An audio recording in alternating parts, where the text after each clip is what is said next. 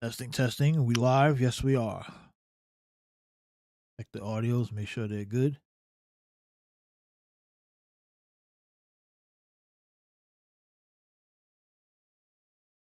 All right, go live. So, a bunch of stuff going on today. Not really, but the weekend was crazy, man. That whole, you had a couple NBA players declaring for the former NBA players declaring for the WNBA draft as part of a publicity stunt. So, many reactions around the league, around the sports community and politics. And they told there was a time where they said don't mix politics and sports. Well, those days are over, it appears. You just can't escape it. The GOP has infiltrated the WNBA, took it over. Right?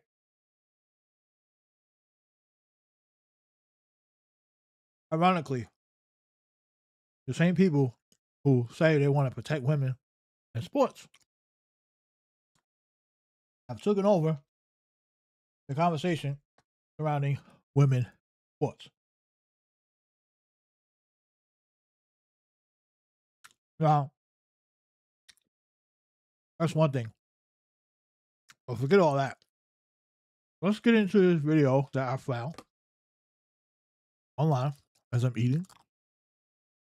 Because I'm rude for some reason. Van Lathan stops the show and unleashes on Kimmy Foster, who's defending racism. Racism has been a big topic. Of course, it's been a big platform in American history, right? Because racism still exists to this day, and it seems to never go away. So these topics, racism is always going to come up. And a lot of times it's always discussed amongst black people in the black community. So here we have two black people who are discussing racism, and one's taking a position that it doesn't exist, apparently. So this is a video from Couch Politics. We're going to review it, watch it, and react to it, as Couch is reacting to it as well, because it's his video. So, yeah. Let's watch the delusion of one black man trying to excuse racism in prime time. With regularly. There was that conversation about Donald Trump having lunch with him. Yeah, that was what are you talking about? Kanye brought him to the dinner. But for the most part, President of the United States had dinner with the most prominent white supremacists right now in the entire world. I'm not dismissing. I brought it up. Dismiss it. No, I brought it up. No, you wait a second. No. Yeah. You did dismiss it. The minuscule, economically illiterate argument that foreign aid is taking money out of your pocket is his case. For the last, they want to cancel Thanksgiving. They want to cancel Christmas. Look, these communists hate America. And look, you see the green-red convergence where the communists and the Islamists, they want Sharia law. Remain, call him an Islamist, say he wants to institute Sharia law versus actually just dealing with the actual policy that he supports. I'm like an all of the above kind of person when it comes to this. Because it's taking money out of your pocket. Stupid argument. I'm just saying, because it's still stupid in their mouths too. It is fair if it's Alex Jones, all these people that you guys loved a little while ago, but when they started becoming They're not getting elected. They're not getting elected. They're when they start to become critical, what I'm telling. Hello, everybody. Guys, what a segment. What a sight to see. We got De La Fool ashamed of the skin color in the mirror he sees. Let's get into this segment and we'll talk about it. There's a new villain on the Republican bloc, and the party is wasting no time trying to show that he's not from the neighborhood. Abdul El-Sayed is the progressive who just beat the Democratic establishment for a chance to compete for a Senate seat in the swing state of Michigan. Now, that seat is key for Democrats if they want to have any hope of taking back the Senate. But already, conservatives are zeroing in on his identity. Remember, El-Sayed is Muslim. He is a Michigan-born son of Egyptian immigrants. He opposes military funding for Israel. And you put those three things in the campaign spin machine, and you'll get this. Racism. Abdul Rahman Mohammed El Sayed, the most radical Senate candidate in America. Pretty dangerous. Abdul El Sayed, too radical, too dangerous. Wrong for Michigan. God forbid you're going to have President El Sayed in 3 years. This is literally a communist takeover of the Democrat Party. They want to cancel Thanksgiving. They want to cancel Christmas. Look, these communists hate America. They hate capitalism. El Sayed is also an Islamist, as is Mondami. And look, you see the green-red convergence where the communists and the Islamists, they want Sharia law. Abdul El Sayed, lovely gentleman. He's a man of hate. And now he's going around saying, no, I love everybody. He doesn't love everybody. Put him in office. You're going to find out what he loves. Is Trump projecting? What's going on here? How ironic, the man Trump himself talking about. The man of hate. They all attacking this man because of his identity.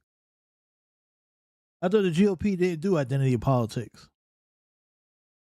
Of all people. He doesn't love Israel. He doesn't love Jewish people. He hates them. He hates them with a passion that burns in his heart, and there's not a frickin' thing he can do about it. When I watch Abdul, he's full of shit. For his part, El Sayed is trying to stay on some kind of message, specifically about the economy. So at the end of the day, I invite the president to focus what I'm saying. I want to get money out of politics, put money in your pocket, and pass Medicare for all. I think a lot of Michiganders want that right now. So there is a lot to talk about when it comes to El Sayed in terms of his past statements, his present positions, all of that. Is it the right political strategy for Republicans to focus on his Muslim name, call him an Islamist, say he wants to... I'll answer that for you. Yes, it is the right message because that's what gets them elected. That is the playbook for the GOP. That's the MAGA playbook. That is exactly how they're going to win this seat. They're going to go directly after this man's background. And if you don't think it's going to work, you ain't been paying attention to how MAGA politics work. They will not. Even the most moderate of people who, because the thing about elections is about turnout. And turnout is going to be the key, especially in swing states and in the middle of the country like Michigan. You just saw what happened the other day when they rejected the GOP was like, dude, what's your name? Amir? Oh, no, thanks. We're going to vote for the guy who didn't even want to be in a race anymore because you sound like you could be related to Osama bin Laden or whatever. And the Amir guy was like literally endorsed by Donald Trump. So they even told Trump, no thanks. So it doesn't matter if you're a Christian. You have a name that doesn't sound right. You sound like you could be the next Barack Hussein Obama. Right? So yes, Abby, his identity is a good strategy for the GOP. Now, is it a good strategy for the rest of the people in the state that's not Republican light or that's like the left? No, that's terrible. But if they ignore that, they got to understand that that's a possibility. And they knew this would be a possibility when they went to the ballot box and decided to vote for him over Haley Stevens, who saw Israel in her dreams. So they had two strategies. It was like, well, if she wins, we'll go with the other option. We'll go after her in a different way. If he wins, they actually almost want him to win because he's closer. I think, honestly, Haley Stevens would have probably had a better chance of winning the election, even if there was a slight low turnout. But in this case, this guy's going to need everybody to turn out. Every background, black voters who did not vote for him in the primary. He's going to need every single thing to go perfect for him to have any chance to win. It's just a reality because there's so much racism and bigotry in this country. In the middle of the country, they will not vote in large numbers for a Muslim. They're just not going to do it, sadly enough.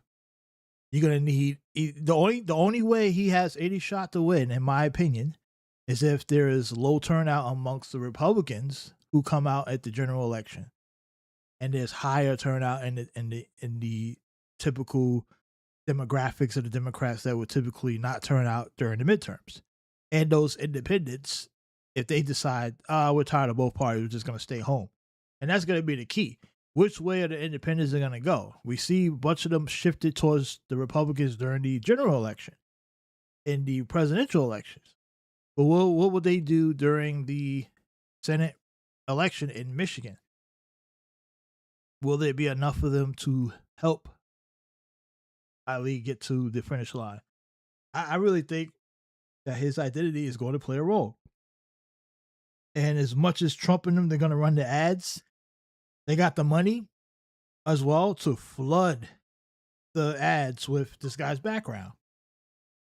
And that could sway people.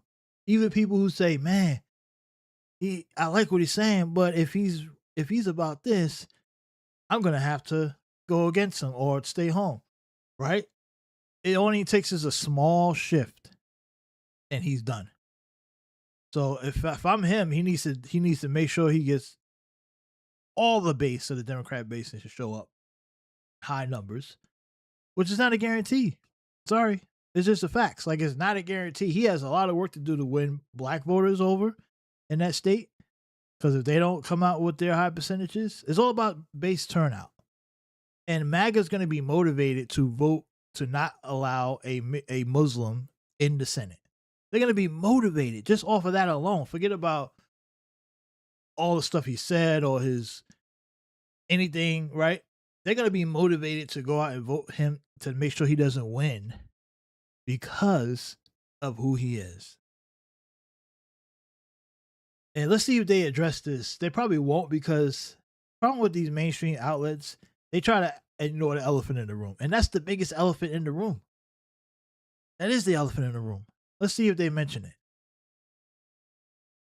Institute Sharia law versus actually just dealing with the actual policy that he supports. I'm like an all of the above kind of person when it comes to this guy.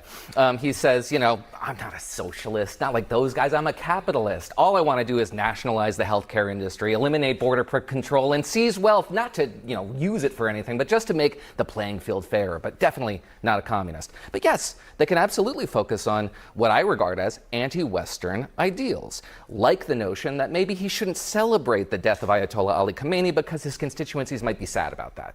Like the fact... Who the hell is celebrating that, you weirdo? These people are so effing weird. The fact that he couldn't issue a condemnation, full-throated, unequivocal condemnation of an attempted terrorist attack on a Michigan synagogue that would have killed 140 Jewish children without condemning Israel in the very same sentence. And like the fact that he pals around with Hassan Piker, who he can't condemn, but who has said the United States deserved 9/11 and maybe people should murder Senator Rick Scott. Now, he said he apologized for that, but only because he was kicked off social media for saying you should kill a sitting Republican office holder. All of that is fair game.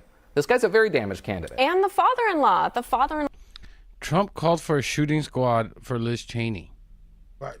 One of the biggest donors to the campaign and the biggest boosters is a founding member of an organization that has been investigated for funneling money to the Muslim Brotherhood on the way to Hamas. Garbage. I mean, these are really crazy things. And I think it's fair to ask questions about. Yeah, it's the same garbage. But it works. That's the problem. Right? It's the same garbage, couch, but it works. And that is the problem. It will work because they already ran the playbook before. And they're going to run it again and again. And they keep running it until people reject it. All of them, just like you would someone Trump's campaigning with, just like anyone is campaigning with. We would all say scrutinize them, and that's what this is. I think it's fair. Yeah, scrutinize them, yeah. God, do these conservative morons ever realize how stupid they sound crying about bigotry or racism as a Republican? As a conservative, you guys are despicable bigots. It's the number one thing your party is known for.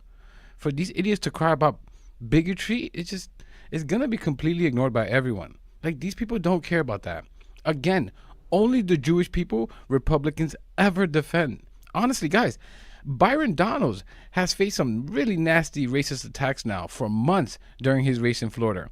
Not a word. Same with Ramaswamy. Not a peep by anyone on that side because they don't give a shit about those skin colors. Like, I don't think I've ever seen, guys, a Muslim or Arab person run without Republicans running to Fox and TV and online to talk about their religion and say somehow how they're connected to terrorism. We're going to have another 9/11. Sharia law. It's the same crap literally each and every time. That's because their base doesn't care. You got to start understanding that the Republican base, the MAGA base, does not give two shits about those people. Why? Any proof of that? Donald Trump endorsed. Look, as sad as this may be the saddest part about it. Donald Trump's base is more right wing than he is on many stuff, especially when it comes to, and he has to like play into his base.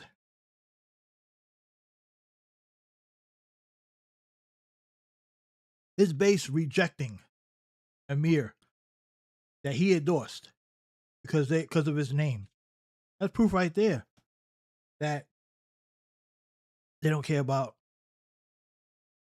They're not going to care about minorities and racism.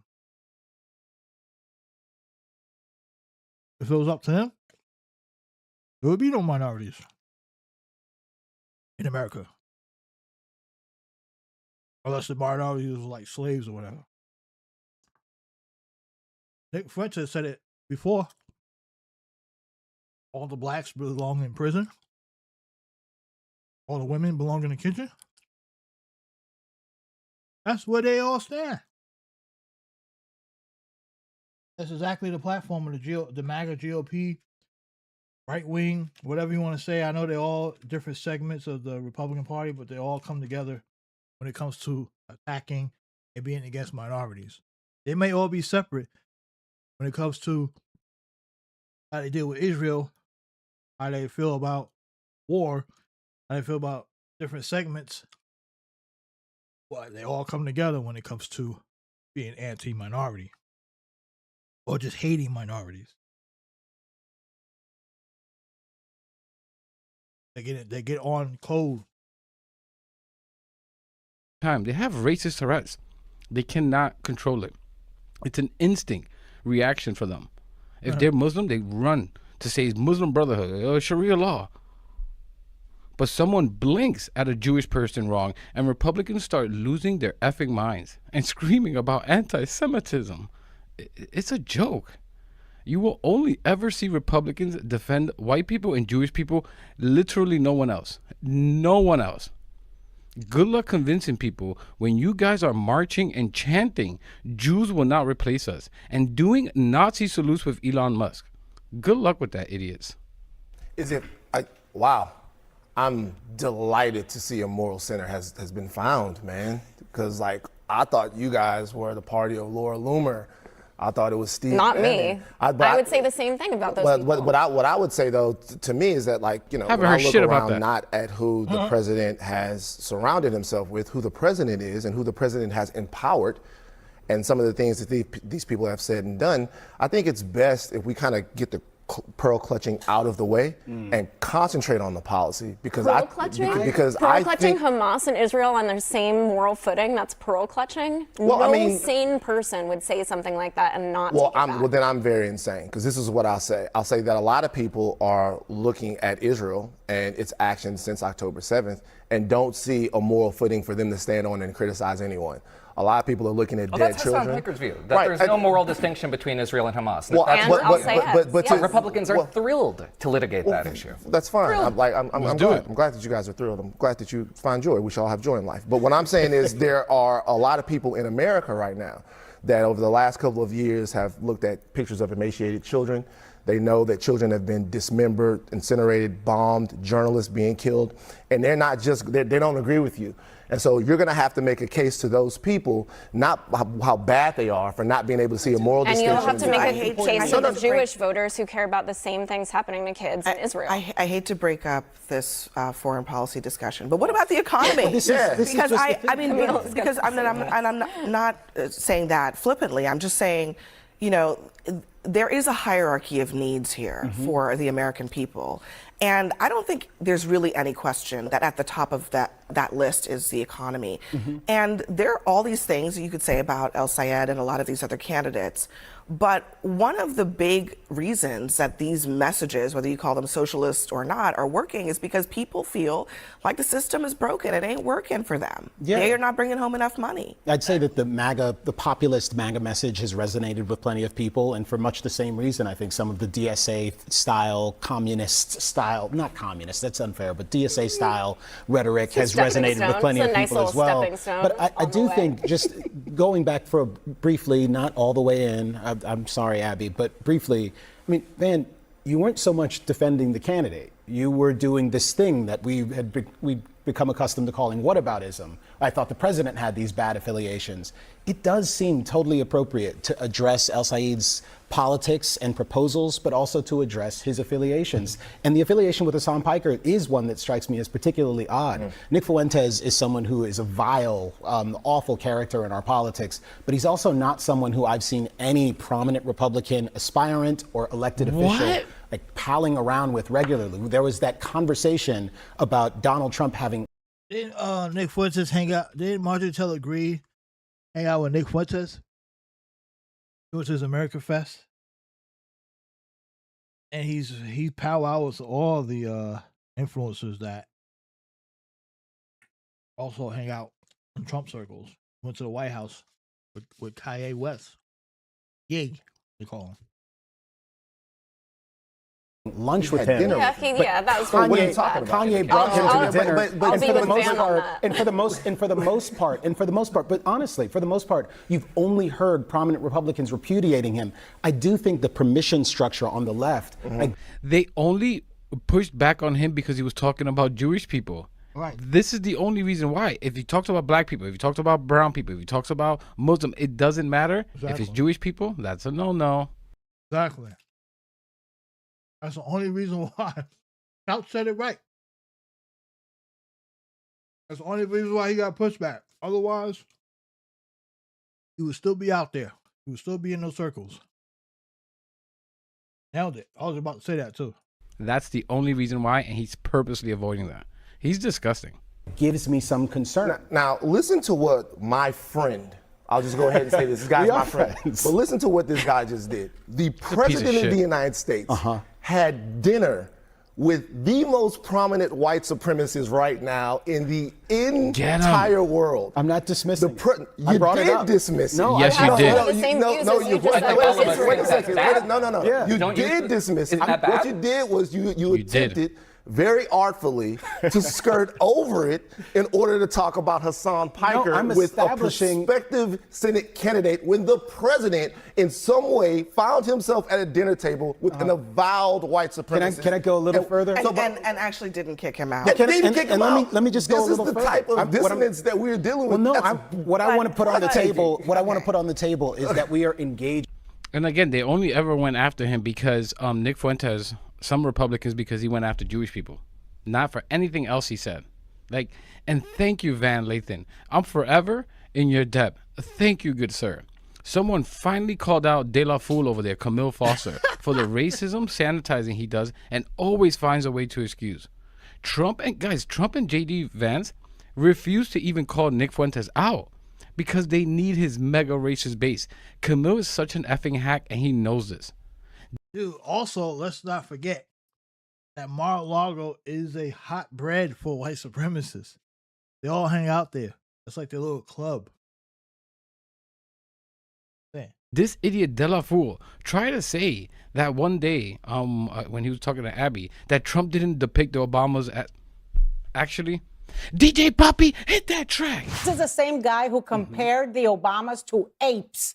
And I didn't hear Katie Miller saying anything. So I just think it's... Did he compare them to apes? Yes, we were talking he about the did. meme video. Yes, he did. That's not what happened. That's not really what happened. Oh, okay. I take your point. He reposted a video of them being depicted as apes. Okay. That's not even quite right. It was the ending of another video. Hold on. I'm sorry, but no. I'm sorry, no. He reposted a video of them being depicted as apes. I don't care if it was on the end of some other video. I mean, guys, Camille's president, their president, Republicans, the most popular Republican, called Somalis garbage, Haitians eating cats and dogs. He even posted this. Like, I mean, who cares, right? This is racism against black and brown people. Who cares about that, right, Camille? We know you don't. Oh, how about the Jewish people, right? Let's see here. Guys, Trump and Republicans couldn't even push back on the leaked Republican group chat that called for Hitler's gas chambers for their opponents. Oh, how lovely. And loving Hitler. Oh, how sweet. I'm not going to go into all of this racism garbage coming from the right, but it's a constant flow of bigotry. And Camille always tries to excuse it, make it, push it away one way or another. And somehow it's the left that has the bigger issue. He can eat shit. He's another Sir Michael Singleton, a punk-ass sellout. It's not even comparable to bigotry against Jewish people between Republicans and Dems. That's why they overwhelmingly vote Dem. They know how disgustingly racist Republicans are. What are you trying to say, Camille? That Jewish American Jews are stupid and they don't know any better? Huh? I'm just asking questions. Like fucker Carlson, another bigot on the Republican side.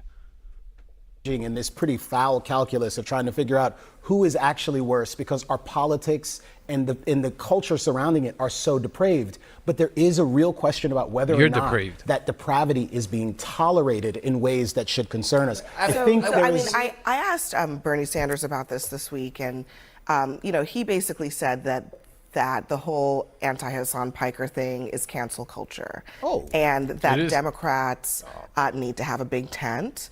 That it's not about him endorsing everything that Hassan Piker believes. That's incredible. I'm just to put that out there. Yeah. I mean, that's the view. Abdul El-Sayed was asked about it on Wednesday. Let me just play briefly what he said.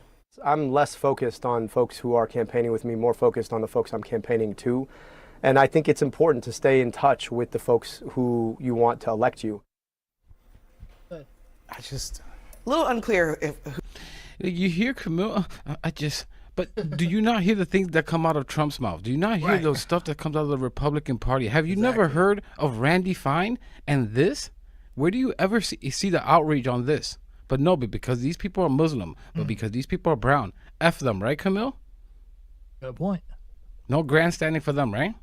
Who he's talking about staying in touch with, but but I mean, he knows there's a constituency of, among younger people in particular for what Hassan Piker talks about, and I will also say that's not unique to the left, right? This is something going on the right too. So yeah, I mean, this is what we're seeing. Yeah, I think that's really stupid. There is a very online constituency for a lot of this stuff. The notion that it manifests in political objectives, political goals, electoral goals, is really the jury's out on that one. To your point about the economy earlier, we should talk about the economy. It strains credulity to suggest that it's the Republicans here are deflecting from the economy to talk about Israel. The DSA candidates talk about Israel obsessively, I didn't say that. I mean, look, I didn't say that. I guess what I'm asking is, well, here's how El-Sayed makes the point. What's the Republican message on the economy to counter the El-Sayed message on the economy, which is that we're trying to put more money in your pockets. We're going to do so by taxing the rich, by doing all these different things. Yeah, what's the other argument? Step B, money in your pocket. Yeah, so the Republicans do have an economic message. That's a problem. The El-Sayed economic message, I think, is really easy for Republicans to swat away because he himself brings it back to Israel.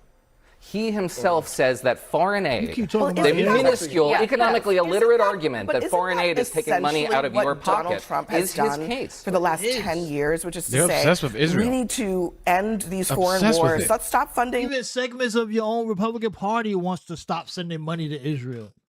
So yes, that message actually is one of the bright spots when you're talking about his message about Israel. If you want to play that, you're going to lose that one. Because even Republicans, many Republicans are like, yeah, we got to stop sending money, foreign aid. They want to cut foreign aid out. Even members of the MAGA base wants that gone. So if that's your counter, that's not a good counter. War in Ukraine because it's taking money out of your That's a pocket. stupid argument. I'm just saying. It's not a stupid argument because Republicans also agree. Many Republicans, including the MAGAs.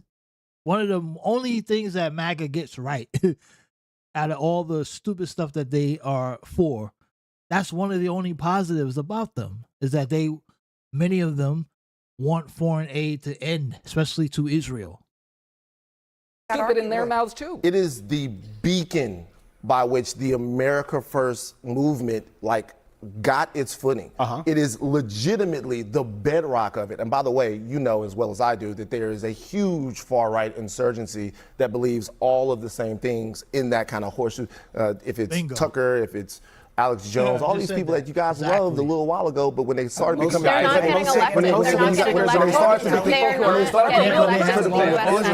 when they started to become critical, what I'm telling you is this though. Number one, when I see him talk, what he does is he takes questions that he's asked like on this network. Every time he's on this network, it's not the economy. It's Israel. And so he goes, let me kind of connect these two ideas about why I think that we should take money and not give it to Israel, not give it to any foreign power, and reinvest it into our cities and our states. So a lot of times he is making an economic message out of questions he's being asked because we're obsessed with litigating Israel every single time he comes up. All right, we'll have to leave it there. Next for us. Van's the man. Van hit it on the head. Sorry, Couch, I'm interrupting you. Van landed. Van is always landing. with the master plan. Round of applause. That was awesome. Guys, I wonder why they always ask the brown Muslim man about Israel. No, it can't have anything to do with racism, no.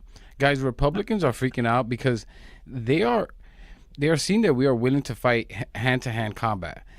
They let all these figures in to help them win.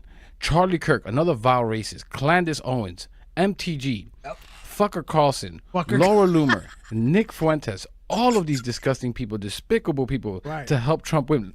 Laura Loomer is a close Trump advisor. Exactly. And they are pissed and worried that Dems are going to use their outside figures to help them, like Hassan Piker. And they know it works. That's why they're freaking out. This is why they... Laura Loomer has more influence in the Trump administration than Hassan Piker does in any Democrat establishment. Anything. That's just a fact. They're obsessed with bringing up Hassan. And Republicans fake crying about bigotry against Jewish people. It's like, guys, it's like if they were crying that Hassan made fun of someone for being trans. Could you imagine Republicans crying about that? It's just nonsense. And their own voters would be against the notion of defending trans people. Exactly. Just like they're against the notion of defending Jewish people. Right. They are vile anti-Semites who love Hitler. They have been caught multiple times in leaked messages. I just don't see this tactic working to get their voters motivated to vote. Right? You get what I mean by that? Right now, it's a 20-point gap between Dems and Republicans when it comes to motivated voters. Something like 16 points. Yeah, but I think they're motivated by the bigotry, though. They're motivated by that. They'll be motivated to vote against anyone who is not white on the Democratic side. They'll be like, oh, yeah, we got to make sure no Muslim can get in office. They'll definitely be motivated by that, for sure. Because they look at it, they're still in the process of the browning of America or the replacement theory. And they looks like, and if Ali or people like Ali get elected, that is another step further in the process of eliminating the white population. That's how they look at it. So yeah, they're definitely motivated by it. Bigotry is their number one motivation. They'll be motivated. Like, this isn't going to work.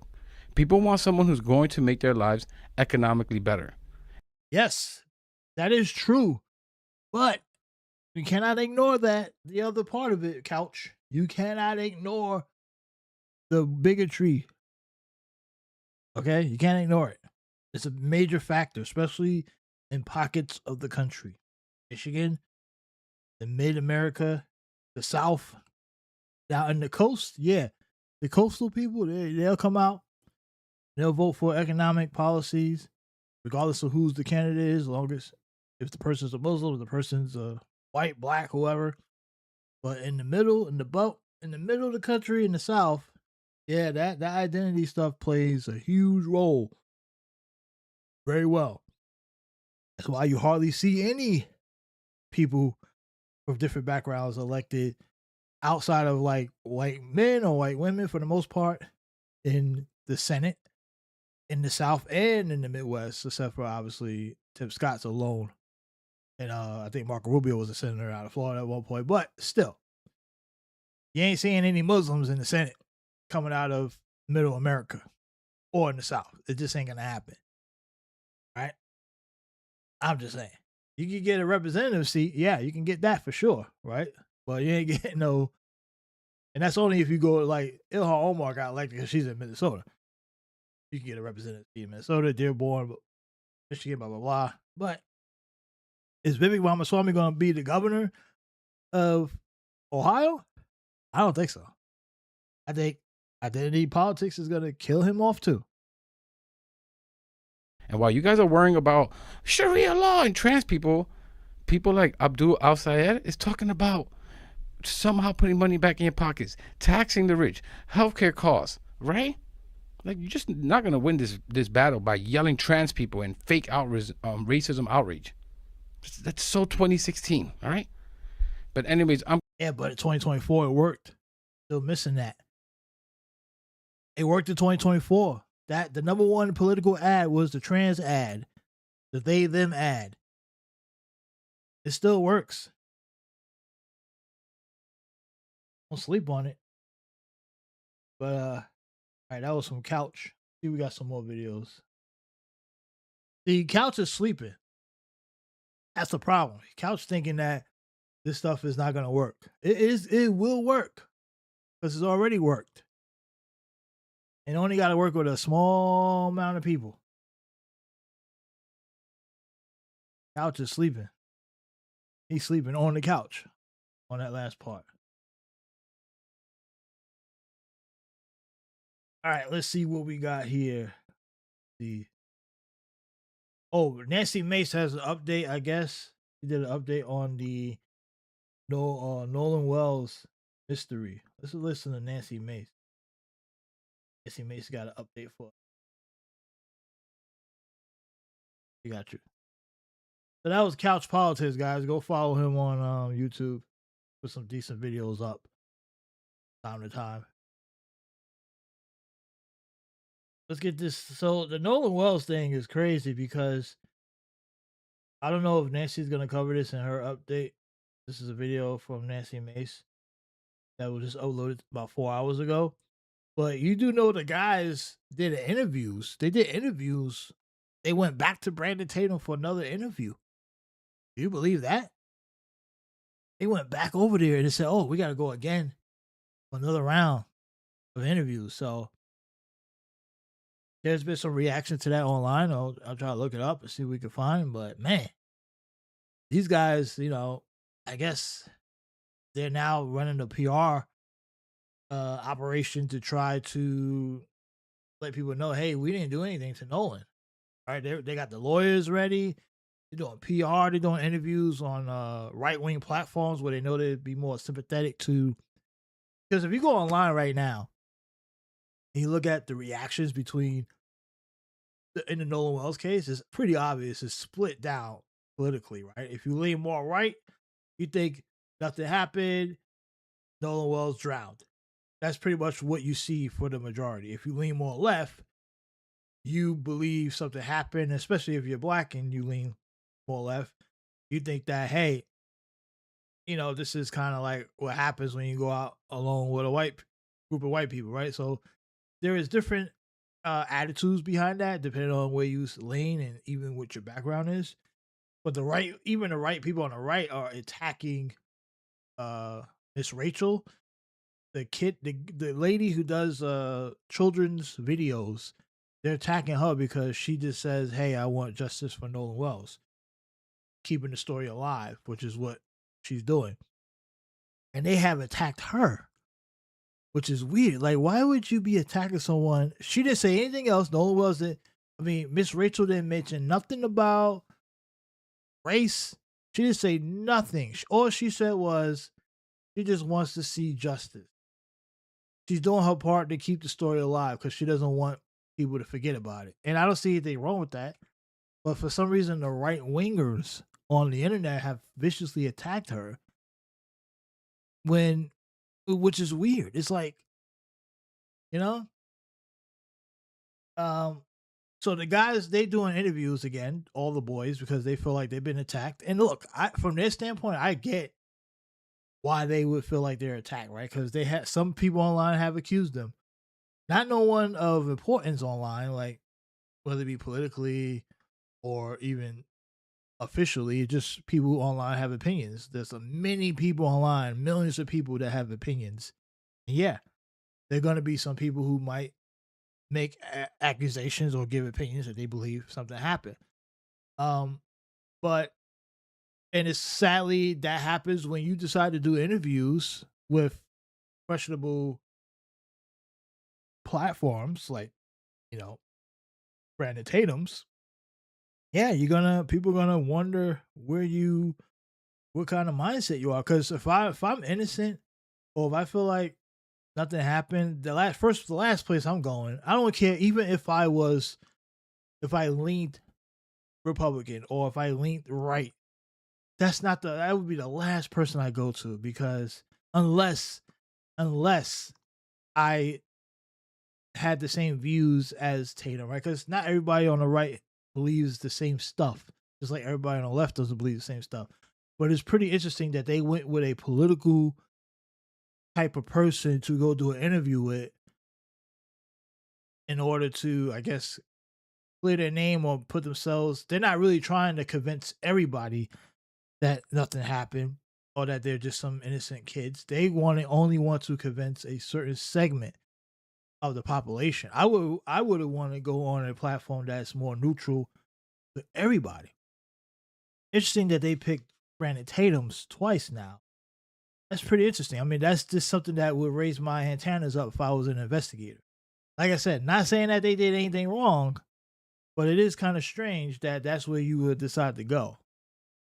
Instead of seeking out, even you could have seeked out a more neutral, right-leaning platform that has some kind of credibility, to give your interview if that's what you wanted to do.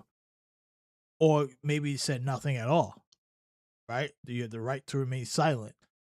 But so at this point, it's like, what is the motive here? Is it to make sure you have a more sympathetic jury, just in case if it does get that far? I don't know. I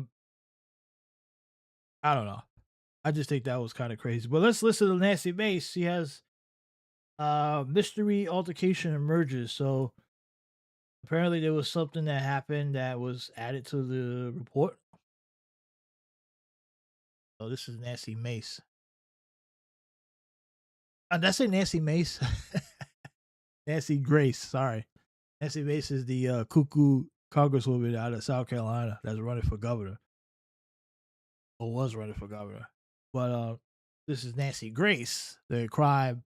So I think she was a former lawyer or a prosecutor. Sorry about that, Nancy Mace. We'll call you Nancy Mace. Bombshell tonight in the Nolan Wells investigation. A mystery altercation emerges. And not with the guys that took him to the island on the boat.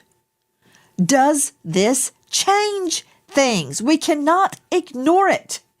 Good evening. I'm Nancy Grace. This is Crime Stories. I want to thank you for being with us.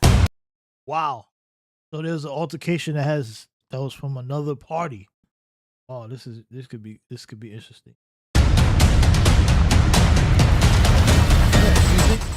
Sounds serious. That's some serious. If people are sending in videos, they should be using those videos to conduct further investigation. There is a group of people fighting at 5 p.m. Who are they? Where was he? He wasn't floating in the water. He wasn't on the shore. Tonight, evidence of a so-called mystery altercation is emerging. Straight out to Crime Stories investigative reporter Dave Mack. Dave, what can you tell me first about this so-called mystery altercation? And this is not with the men that went to Horn Island on the boat. You know what? Let me just be clear. Crime Stories is not a symposium, a gathering place for a witch hunt. We want the truth about what happened to Nolan Wells. We are here to convict no one yet. And if evidence of a mystery altercation with other young men arises, we are pursuing it. Dave Mack, what do we know about some mystery altercation? We think after the Triton left Horn Island. Nancy, this is a mystery altercation that is being described through social media as something that took place around 5 p.m. that day. This is 30 minutes after the Triton already left. And in this particular account, a Bertram boat was seen leaving shortly afterward at a high rate of speed. Now, this social media conversation claims that a person, one of the passengers, pretty certain Nolan Wells, was part of a group that was, quote, almost fighting around 5 p.m. Whoa, wait. What? Hold on, Nellie. Objection. Did you say 5 p.m.? Yes. Okay. The reason I jumped in, Dave Mack, is because 5 p.m., if Nolan was seen in an altercation at 5 p.m. on Horn Island, that's after the Triton, had already left. Let's see the boat, control room. We're talking about the boat leaving Horn Island. That boat. Had that boat already left when this altercation occurred? Dave Mack, that's a yes, no. Yes. Listen. But the person said in the DM to another kid that is associated, not any of the kids that I interviewed or talked to, but that could be associated to some degree, that knew Nolan, that this person wrote a message saying, me and my husband saw you arguing with Nolan, and to the effect of, you're going to spend the rest of your life in prison. Nolan and another person that he may have been in an argument with, to me, are people that need to be investigated. Guys, let me first introduce Cheryl McCollum, Colgate's Investigative Research Institute founder.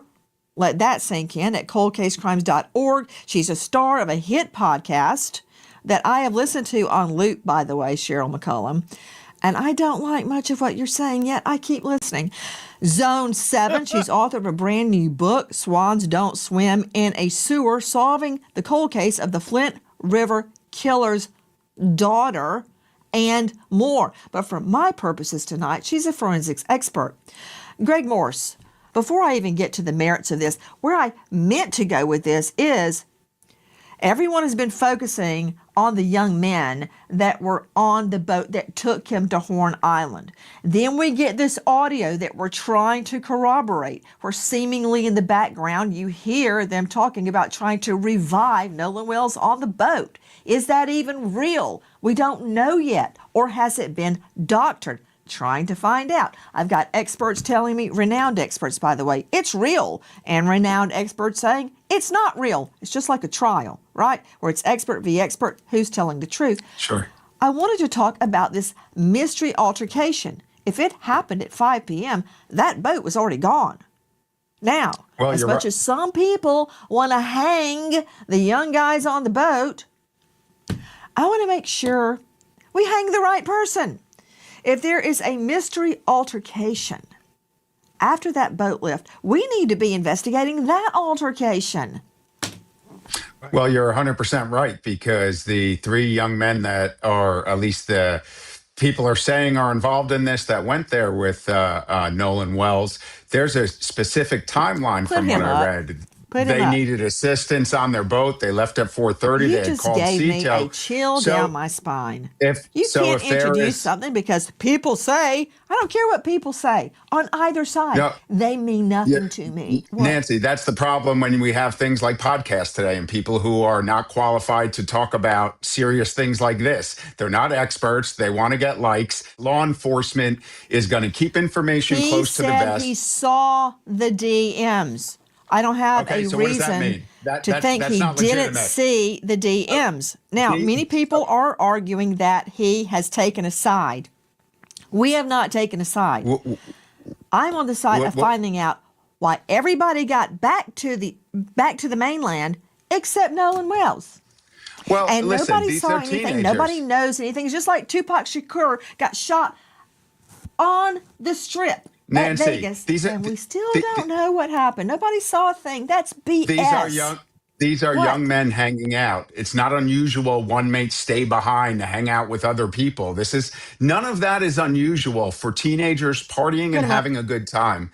So that fact alone doesn't Morse. mean anything. What? Where's your cell phone? Where is your cell phone? And try not to lie. Where's your cell phone? Okay, right here. Oh, really? Because here's mine. So you want to tell me Nolan Wells stayed behind and his cell phone went without him? I understand. Don't everybody start screaming that he didn't want to get it wet. Of course he didn't want to get it wet. But there's ways around that. You can go put it on shore in your shoe like everybody else does to hide it from people and then retrieve it when you go. But no, he let the boat leave with his phone. I agree with his mother on that. That is not Nolan Wells. He was never away from his phone. So that doesn't mean anything in and of itself with what's coming out about this. You know, you're talking about him staying behind. You're talking about there's evidence that he was there after 4:30 p.m. If he's there after 4:30 p.m., Nolan Wells on that island hanging out with other people, that's it. The fact that a cell phone is on a boat and he's not as a teenager doesn't really mean anything at all. Okay, you know what? I asked you about a mystery altercation, and should we be looking in that direction right now? And you're like going on and on about the cell phone. No, but everybody that's that my owns point. a cell phone, which is everyone, knows you never Nancy, leave that's without my your cell point. phone. You have to look at what really happened. If there was this mystery altercation, then yes, the police need to be investigating that. They need to be looking into that. Hi guys, Nancy Grace here. If you are a homeowner, you've probably thought, should I call American Financing to refinance and We're not doing ads. So Nancy right there, Nancy like she in the damn courtroom herself. She wouldn't even let him get a word. He was going on topic though. He was. She don't mess around. She's wild. Yeah, I mean, if that mystery altercation is true, then yeah, they need to investigate that. And whatever this text message thing is that Tatum is talking about, which the problem with Tatum, he has no credibility right now. He's lost credibility. So how can we believe anything he says at this point? Right? Who's texting somebody, oh, I saw you arguing and you're going to spend the rest of your life in jail? What the hell does that mean? Who? Why he doesn't say who it was? Say the name. No? I don't know. I just think this whole thing is crazy. But yeah, maybe the police are investigating. Maybe they already investigated it. Because the cops ain't saying nothing, so we don't know what they've done or haven't done yet. So, it's kind of hard to be like, why are they not looking into it yet? Maybe they have. Maybe they are. Maybe they did. Right? And right now, all the stuff that we hear online is just online chatter. Nobody really knows except for the people who are investigating it and the people who was involved. The only ones that know what happened. And the police are holding everything to the vest. And I think that's a good move until you have concrete evidence to make a decision either way, whether it be accidental or a crime. And then if they find out it was criminal, they still got to investigate who. Him again. And hey, take it for what it's worth. Try to get the truth out of what we're hearing. Okay? Listen. Nolan and another person that he may have been in an argument with, to me, are people that need to be investigated. With that, I agree with Tatum. As much as we disagree on practically everything else, if this happened, and forget about the girl, I'm talking about the altercation. Cheryl McCollum, come on. He dies. Nobody sees him. The others get back safely. Now we're hearing about an altercation afterwards. And I'm not ruling out that he was on that boat when they left. But now I'm hearing about an altercation. When you can't tell the truth of what's happening, look at who was angry. Look if there was an altercation. I don't know what happened, but when I hear altercation after the Triton left, I've got to go there. Yeah. You got to look at it. You absolutely cannot ignore it. But one thing we already know from the second autopsy, they would have mentioned if he had any type of injury to his knuckles, if he had been in a fight. We didn't hear anything about abrasions or bruising or any type of injury that would be indicative of somebody that is a college football player fighting somebody. I mean, she's right. If they had a fight, would he have some type of defense wounds or anything on him that would indicate a scuffle? That's a good point. Okay, now I have just told everybody that you're a forensic expert. It's starting to taste like a dirt sandwich. Ooh. Because, okay, I'm going to let you sit in the corner and think about what you just said. Joe Scott Morgan joining me, professor of forensic. Damn. Whoa. I mean, what she say was wrong? Did she make a good point? I don't know. Look, I ain't no legal person. You know, Nancy, she knows what she talking about, but I thought that was a good point. Wouldn't they be some marks on him if he was in a fight? Or at least some indication that he was scuffle? I know, obviously, you could get into altercation and not throw punches. Like maybe they were on the boat, altercation happened, and the person pushed him off the boat. And boom. He falls in, and remember they said he was drunk and on cocaine allegedly. So if he's on drugs, he's intoxicated, gets to altercation, gets thrown off the boat, probably drowns. Boom. But then when all that would be indicated during the autopsy, right? So, you know, I don't know. Jacksonville State University, author of Blood Beneath My Feet on Amazon, star of a hit series, Body Bags with Joseph Scott Morgan. He is a death investigator with over 10,000 death scenes under his belt, deaths of all genre. Joe Scott Morgan, let's refresh Cheryl McCollum's recollection. That's what you say in court when obviously the witness is gone off the rails. Your Honor, pause, Your Honor, objection. May I refresh the witness's recollection? In other words, get it together. Don't you remember what we just talked about before you got on the stand and you give them a piece of paper and go, can we see that, the drawings on the autopsy control room? Joe Scott, there's a big, thank you. There's a big honking mark, subcutaneous, deep reddening tissue. So that's the scuffle. On his that could be occipital. the scuffle. If I hit somebody in the back of the head, it'd be right there. Yeah. We don't know what that is. So you got knocked once. No, we don't. But to Cheryl's point, she's accurate. And here's why. Because in forensics, it's not just about positive findings. It's also about negative findings, those things that we are absent. So in that report, as she had mentioned, there was no indication that there was any kind of contusions on the hand, the arm, no kind of defensive event like a parry with a forearm. But if he got struck from behind in a altercation, it could have been words altercation, and then he turns away. Maybe they knock him from behind, and boom, he's off the boat at that point, right? Because how hard could it be to knock someone out if they're already intoxicated or right? To the point where one hit could put you out. Maybe it was just a one-shot deal. I mean, that's possible. If we want to talk about potential why there's no defense wounds on him, he probably didn't have a chance to fight back. Maybe it was more than one person. Maybe, who knows? Scuffing of the knuckles, that sort of thing. This forensic pathologist that did the second assessment didn't see any evidence of that. And so that's the first place I'm going to go to, aside from not having the actual primary autopsy report that has not been released yet.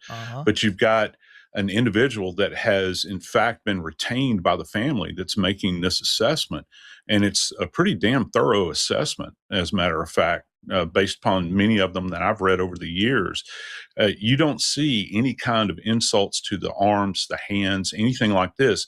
The one thing about that thing in the back, this focal area that they're talking about is, and I come back to this all the time, Nancy, is that his body, Nolan's body, is in such a state of decomposition to this point that he cannot make a definitive assessment on that area. And he did a multi-layered dissection, which, by the way, according to him, had not been done by the state medical examiner's office in Mississippi. He just went about it a different way. And as a matter of fact, if you like that one, I got another one.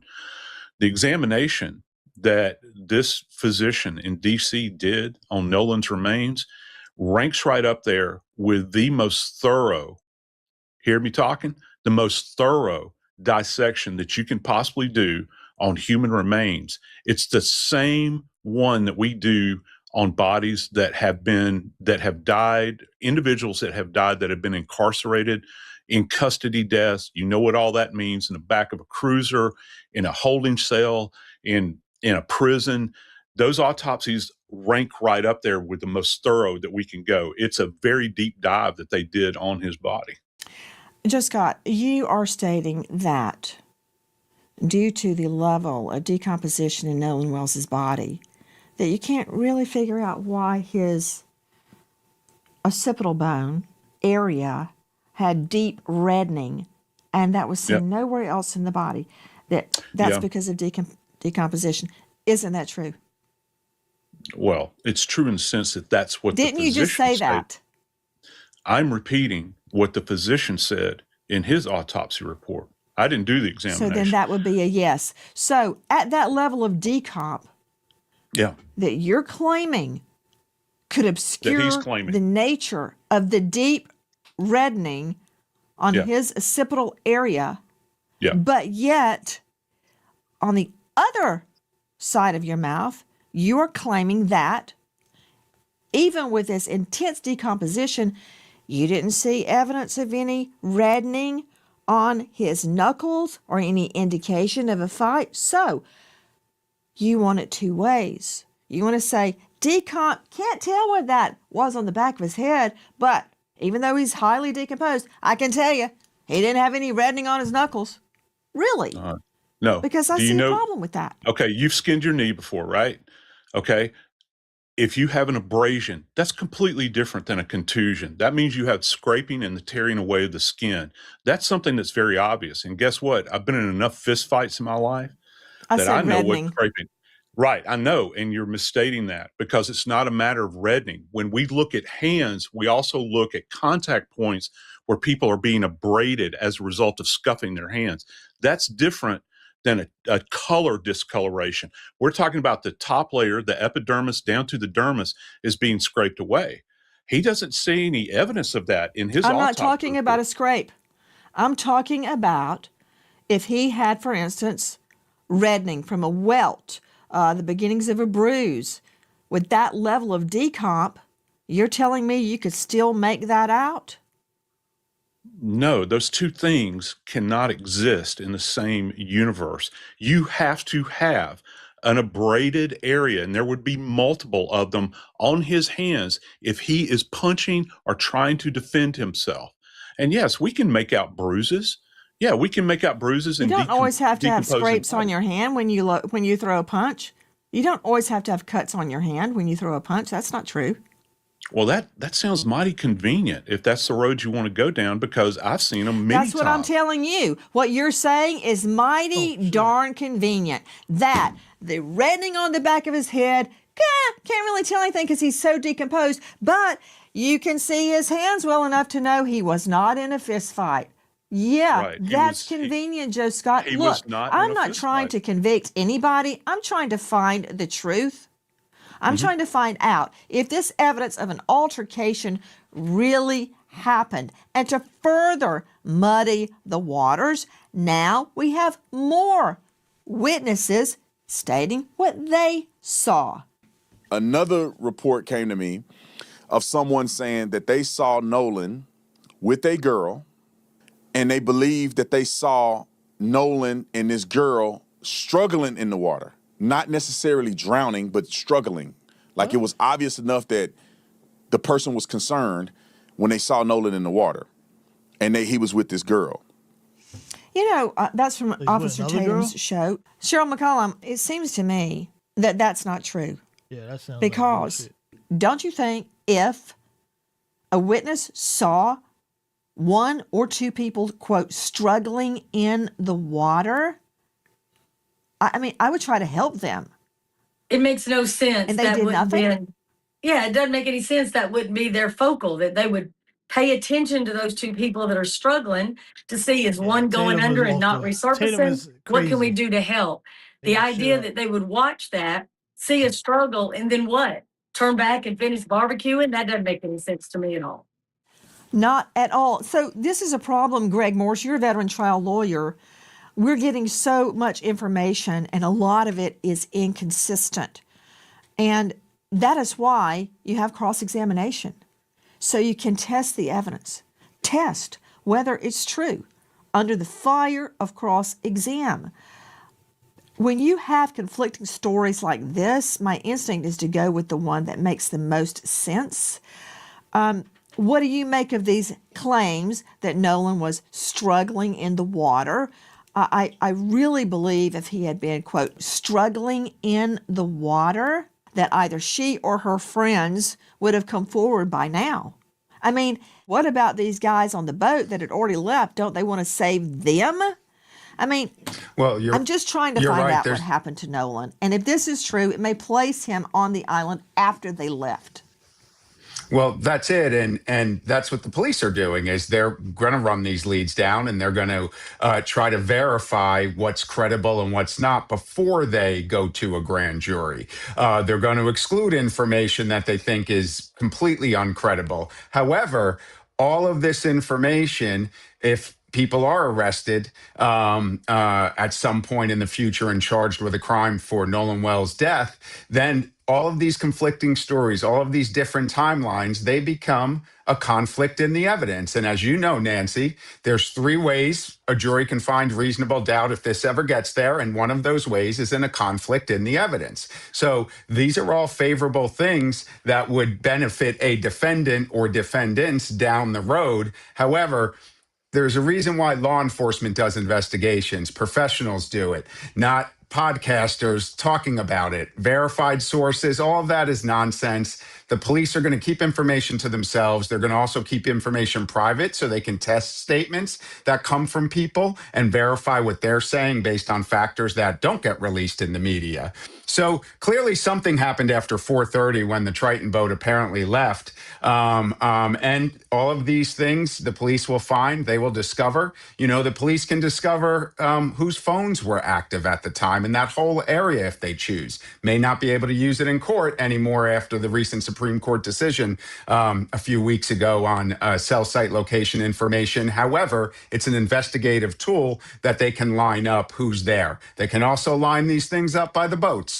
Right. And they're calling CETO and things like that. So these are all things the police are going to verify and shake out what they believe led to this young I man's can get death. the GPS, Morse.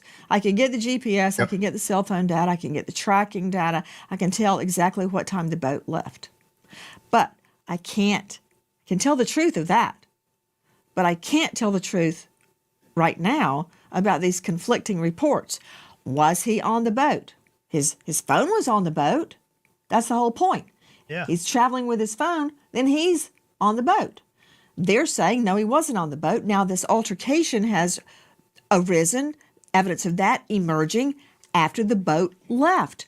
Who's telling the truth? The mom, his mom says, no way would he have let the boat leave without his phone.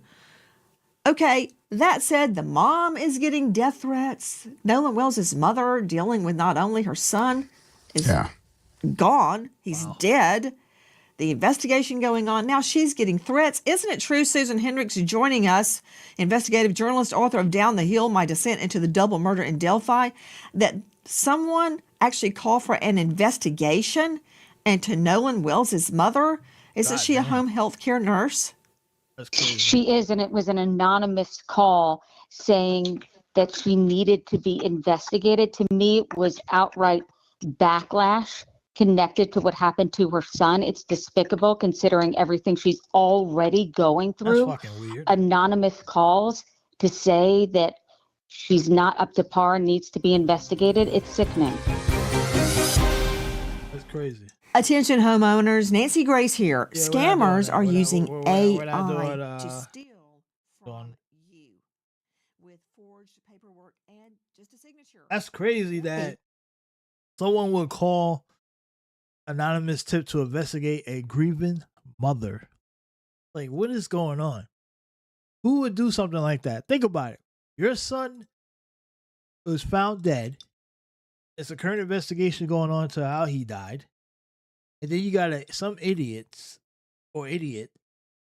deciding, let me call in an anonymous tip on the woman who, and remember, she hasn't been at work because she's grieving. She's in her past performances, she's had good reviews all the way up until her son died. And all of a sudden someone wants to file a misconduct report on her to try to get her fired.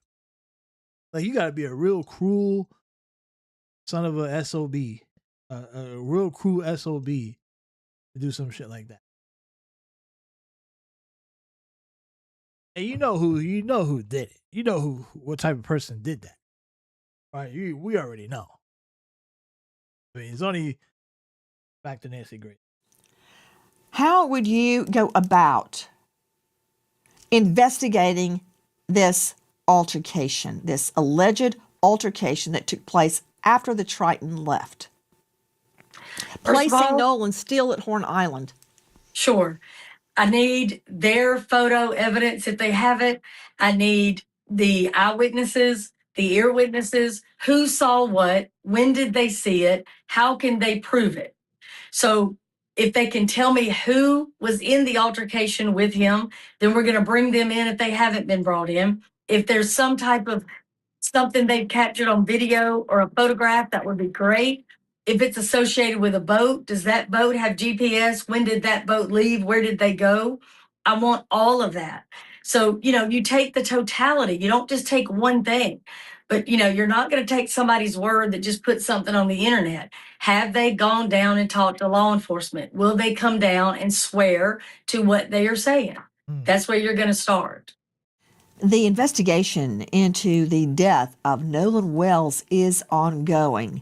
If you know or think you know anything, don't hide under your bed. Dial 228-769-3063. Repeat, 228-769-3063.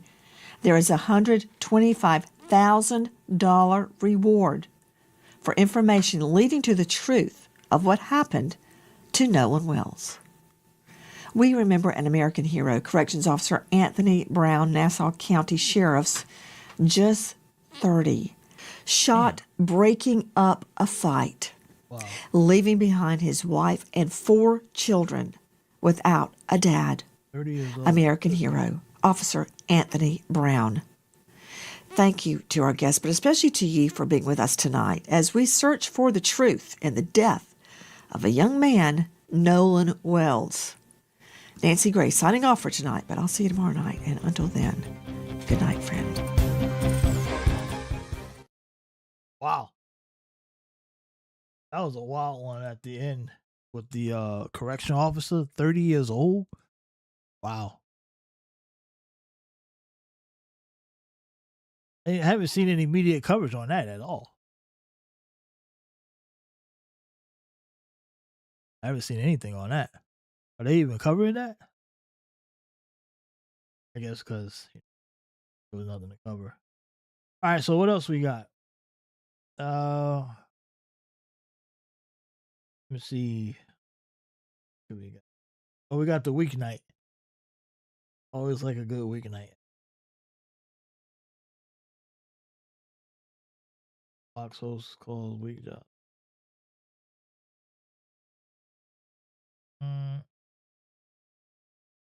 Yeah, let's go with the weeknight. The weeknight. That one. And we'll add one more. This said I wasn't going to stay on long. Oh.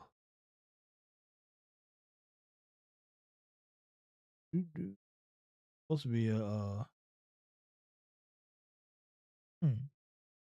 yeah. Really not much going on. Oh, OnlyFans model? What happened? Okay, we got the I want to watch that one. So, you guys heard about the OnlyFans model that killed her boyfriend or whatever? Let's watch that. Then we'll go to the weeknight. That one. That's about 30 minutes long. Then we'll get to maybe we'll get to the weeknight. Probably won't, but let's do the OnlyFans one. All right. Yeah, this story was crazy. This was a wild story. This comes from the Law and Crime Network. Okay, guys, we got some more crime. All you crime busters out there. More crime.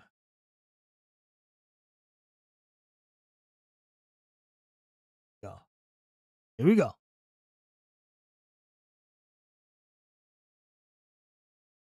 But most importantly, she is agreeing and admitting that she is the cause of the stab wound that Mr. Obamseli received. OnlyFans model Courtney Clenny faces the music in the stabbing death of her boyfriend more than 4 years after she killed him. My boyfriend's blood is all over. Christian Obamseli's family addressing the killer. No family should ever have to go through what the Obamseli had to go to. But Courtney's lawyer and her parents say she is the victim despite the guilty plea. This sentence today speaks volumes about the quality of the state's case against Courtney. I'm Anjanette Levy, and this is Crime Fix. Wait, she's the victim? She stabbed her boyfriend? Death? And she's the victim?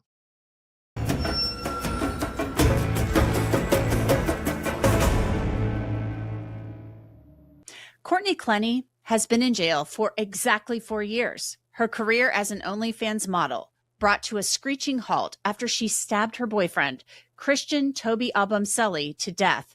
The OnlyFans model had faced a murder charge in the stabbing of Christian. There was never a question that Courtney caused Christian's death, but it was how and why it happened that was at issue. Now, Courtney has changed her plea from not guilty to that murder charge to guilty. But she's not pleading guilty to murder. She's going to prison, but not for as long as you might think. Before I get to Courtney's plea and her sentence, let's look back at the body-worn camera footage from that day. You can get up right now. Why you have to keep him upright? I just want to keep him upright. Get up right now. Mommy, go home. Wait, how is it? It was April 3rd, 2022, when police went to the condo Courtney Clenny shared with Christian Obamseli. Courtney had stabbed Christian during one of their many, many arguments, and police body-worn cameras were rolling. No, I can't let this, okay? Let go. Wait, it wasn't. Guys, Relax. Why? No, guys. Relax. Boss, what's going on? Hey, you good? What do you have? Relax. What are you getting from? Yo, guys, please. Relax. Sit down. Okay. Sit down. Just let me. Sit down. Okay. Okay, baby, come here. Just sit down. Sit down. Courtney Clenny had stabbed Christian Abamseli at their condo. Homicide's the one responding for DV. Wait, is he dead? Is he dead? Sit down. Sit down. Okay, no, I'll sit down. I just, you scared me. Sit down. He's not dead, is he? We don't. No, they're taking him to the hospital right now. He's in the hospital right I need to be at the hospital with him. Oh, you're not going anywhere. Why? Because we're conducting an investigation. It was I was self-defense. I mean, my mom was on the phone.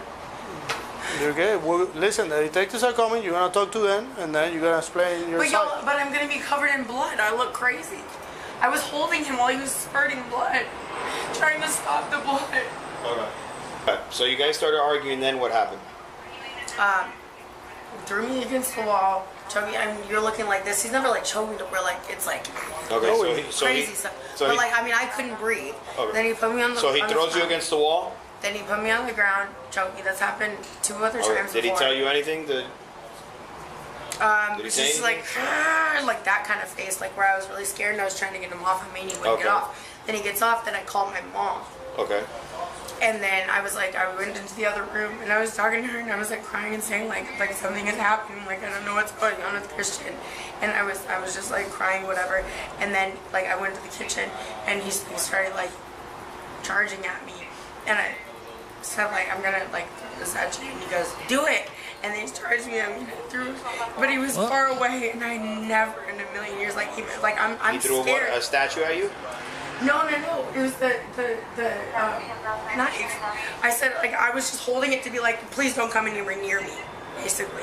Months later, in August of 2022, Courtney was charged with murdering Christian despite her self-defense claim. Evidence showed she called her mom before calling 911. And more evidence came to light showing that Courtney was often abusive toward Christian.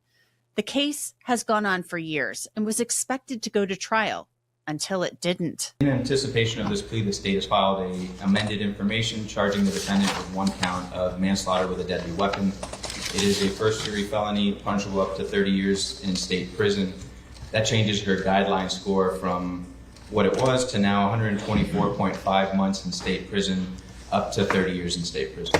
I am passing up the written plea agreement that is signed by not only the state, the defendant, but also all of her attorneys. Major part of this, Judge, is that she's pleading guilty to this amended information, to the charge that was announced just now. There's a factual proffer that's a part of this plea agreement. We're going to ask Your Honor to read it. She will be agreeing to that factual proffer, but most importantly, she is agreeing and admitting that she is the cause of the stab wound that Mr. Abamseli received, and then that she is taking criminal responsibility for her actions. As part of this plea agreement, the state is willing to accept her plea. We've discussed this at length with the next of kin and certainly with Mr. Hanfield. And certainly when there's any agreement, no one is happy at the end of this, and we understand that. But the agreement that the state is willing to accept is that the defendant would be adjudicated guilty. She'll be sentenced to 6 years in state prison, followed by 5 years of reporting probation. As part of her probation, she must complete a mental health evaluation and treatment. There's a time frame in which she is to complete it. That's part of the plea agreement. Substance abuse evaluation and treatment. That's also a time constraint that's going to be in the agreement. And then it's 60 days, Your Honor. And then the batterer's intervention program. If she does violate her probation in any way at any point, she's waiving extradition back to Florida. And as well that she faces back to her guidelines, which are 124.5 months in state prison, up to 30 years in state prison. Although not specifically in this plea agreement, the state attorney has asked me to discuss the topic specifically that it discusses, and it's important that nobody who is a convicted murderer to killing someone, if someone is convicted of murder, they are not to financially benefit as a result of that. That's Florida Statute 944.512. It's effectively our iteration of the Son of Sam law, but it is a statutory lien that attaches automatically, and if the Attorney General's office were to decide to seek some form of lien or process in that, then that we would be supporting them in that. We do believe that nobody should benefit financially from murdering somebody. So Courtney Clenny pleaded guilty to manslaughter and will serve 6 years in prison. She's been in custody for 4 years. If she behaves, she could be out in less than 2 years. Damn, she's about to be out of jail. So she's going to be out at about 31, 32 years old for murdering somebody. God, justice system. You got to love the American justice system. The OnlyFans model, getting away with murder, basically. I don't know how did the family agree to that. I would have to assume that they probably did not. That last part was very interesting because the state attorney believes Courtney Clenny may try to benefit financially from this criminal case. Her lawyer, Frank Prieto, pushed back. Well, Judge, I do have the right to speak on my client's behalf, and so I'm going to put on the record that we believe that statute's unconstitutional. It's not an issue for the plea agreement, like Mr. Admiral said. It is 100% accurate. However, we reserve the right to challenge that in the future. We do not think it's constitutional, and it would be challenged should any attorney general seek to enforce that, but that's an argument for another day should it arise. If you love digging into the details of crime cases as much as I do, you have to... Dude, he wants to be like, yeah, she should be allowed to get out of jail and make money off of killing her boyfriend. Typical sleazebag lawyer. Look, the lawyer's doing his job, right? I mean, from that standpoint, you can't like, it's whatever, but morally, you think it's kind of shitty that you would be able to, you know, write a book or make a movie, because you know they're going to make it, somebody's going to make a movie off it. They probably consult her on it. She'll get paid. Or, you know, she'll tell her story, go on a podcast and talk about how she murdered her boyfriend, got away with it, pretty much. And they're just saying that they don't want her to do that. Had agreed to. The state of Florida and the defendant agree as to the following factual proffer. A. Christian Obumseli, hereafter the victim, and the defendant began dating in late 2020. Their relationship is defined by the parties as being extremely tempestuous and combative, as both have been involved in numerous domestic violence incidents. B. The victim and the defendant moved to South Florida in January 2022, taking up residence in a condominium located at One Paraiso Residences, located in Miami-Dade County. There were many complaints made by residents and security staff lodged against the couple during the 3 months that they resided in the complex. As a result, the management company was in the process of evicting the couple. C. On April 3rd, 2022, Miami Police and Miami Fire Rescue responded to their condo after a 911 call was made reporting a stabbing. Officers found the victim with a singular stab wound to the chest. After the incident, the defendant provided a knowingly, intelligent, and voluntarily made statement to the police, confirming that she was responsible for the stab wound. The knife penetrated approximately 8 centimeters into the victim's chest, puncturing the right subclavian artery. The victim was transported to Jackson Memorial Hospital, where he died from his injuries. And then it was time to hear from Courtney Clenny. What would she say? Clenny? Yes, Your Honor. Raise your right hand, ma'am. Do you solemnly swear affirm the testimony you're about to give to be the truth, the whole truth, and nothing but the truth? I do. You can put your hand down. Please state your full name for the record. Courtney Taylor. What is your date of birth? How far did you get to school? I have no GED. Do you have any history of mental illness? I was diagnosed with severe PTSD. Are you currently under the influence of drugs, alcohol, or medication? No, Your Honor. Have you understood everything that was discussed with your attorneys prior to coming to court, as well as what we're doing here in court today? Yes, Your Honor. I understand you wish to plead guilty to manslaughter in exchange for the plea that was read into the record a moment ago. Has anyone, including your own attorney, promised you anything other than that? No. Has anyone forced, threatened, or coerced you to accept a plea at this time? No. Do you understand if you are not a United States citizen, this plea will result in negative immigration consequences such as deportation or removal? Yes. Have you spoken to your attorneys about that, and do you still wish to accept this plea knowing that? Do you understand you're waiving your right to a trial? Do you understand you're waiving your right to remain silent, and that silence cannot be used against you at trial? Do you understand you're waiving your right to testify? Do you understand you're waiving your right to confront, cross-examine, and present witnesses? Do you understand you're waiving your right to hold the state of Florida to its burden of proving the case beyond a reasonable doubt? Do you understand you're waiving your right to appeal? The following question does not seem to apply in this case, but I have to ask in every case.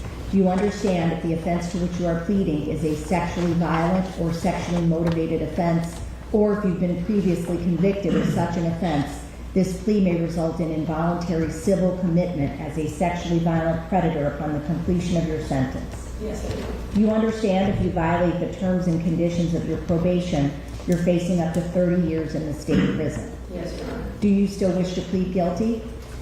Are you pleading guilty because you are in fact guilty and you believe this plea is in your best interest? Have you spoken to your attorneys about the plea?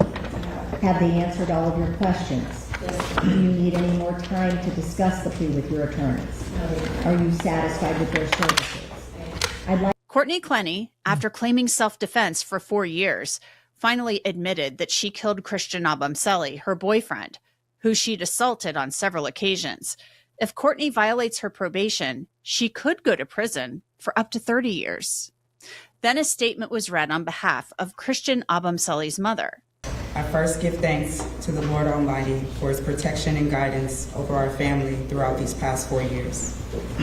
I also want to thank the attorneys, the state attorney's office, Larry Hanfield, and everyone who helped make sure that Christian's voice and our family's voices were heard. I thank our family and our friends who called, prayed for us, checked on us, and stood beside us through this very, very difficult journey. I am Christian's mother. Words can never fully explain how Christian's death has affected my life and the lives of everyone in our family. There is simply too much pain to put on paper. On April 4th, 2022, while I was at work, I received the call that no parent should ever have to receive. I was asked to give consent for my son's eyes to be donated. I had just talked to him the day before and had no knowledge that he had been killed. That was the darkest day of my life. And the darkness continued to unfold as I learned Christian had been killed by his girlfriend, Courtney Clenny, someone he had trusted and loved.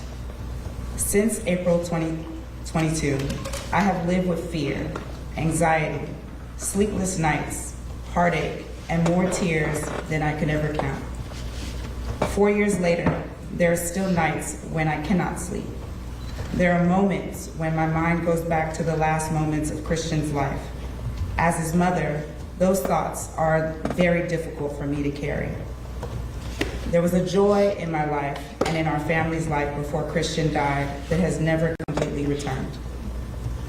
His death did not only affect me, however. It affected my entire family, including his older brother, Jeffrey, his cousins, who were raised as siblings, and his grandmother, who loved him so much and called him her precious. We have all had to learn how to live with the empty place that cannot be filled. But I do not want Christian to be remembered only for how he died. Christian was my son. Everyone who knew Christian, who truly knew him, can attest that he was kind-hearted, compassionate, friendly, and respectful. He cared about other people. I remember one day when Christian and I were driving to a store. I stopped and I was going to give a homeless man a few dollars. Christian encouraged me to do much more than that.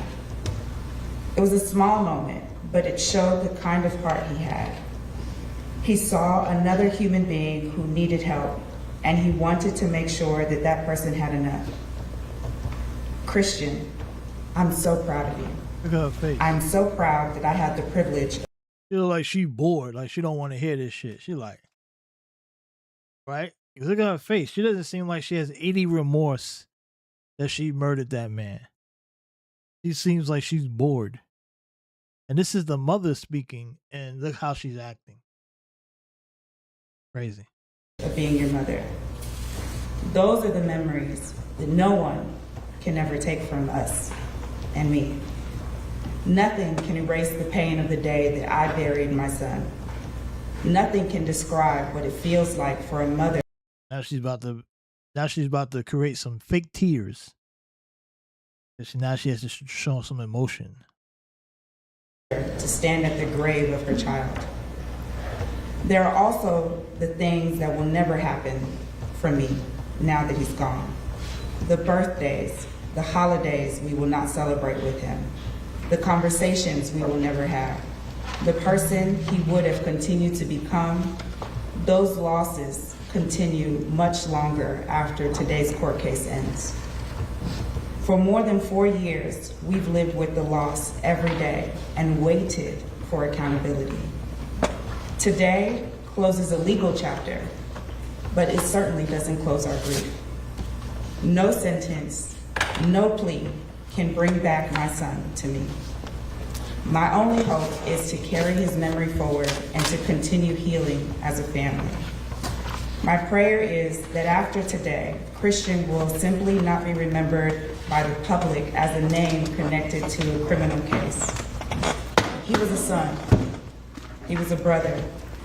He was a cousin. He was a nephew and a grandson. And he was a friend to a lot of people. He was loved. He had a future, and his life had value and mattered. As a family, we are very private people. We have endured this loss while much of Christian's life and death have been discussed publicly and inaccurately to support a narrative created by Courtney, the person who took my son's life. There are parts of our grief that belong only to us, and I choose to keep those things within our family. But I want this court to understand this much. The loss of Christian did not end on April 4th, 2022. We carry it with us every day. And another statement was read on behalf of the entire Abamseli family. April 4th of 2022, Christian Abamseli suffered a painful and tragic death at the hands of the person he loved. Sadly, that will be the person that would ultimately take his life. Christian loved deeply. It was his love that caused him to stay. Even after being previously cut in the face, previously stabbed in the leg by Courtney,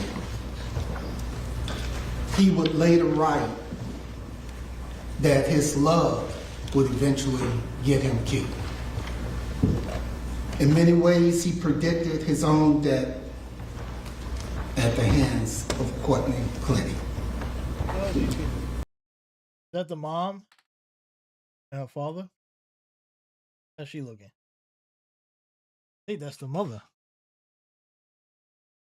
She's like, get that camera out my face. She had no remorse. You don't care. Unfortunately, like so many individuals who are getting caught up in not loving relationship, but just destructive relationship, he stayed. And we are here today because what he believed became a reality. By resolving this case today, by way of a plea, Courtney Clinton avoids being judged by a jury of her peers. Over there performing. But that will never be able to escape the ultimate and final judgment for anyone's conduct. Active performance of a lifetime. That judgment can only be handled by our Creator, our Almighty God. Your actions, you need to know, as you sit here today, and as you finish out serving your time for punishment, that you have left the Abamseli family with a void that can never be filled.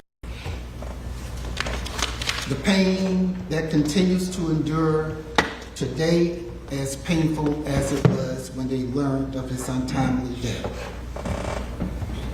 It is a pain that will never completely go away.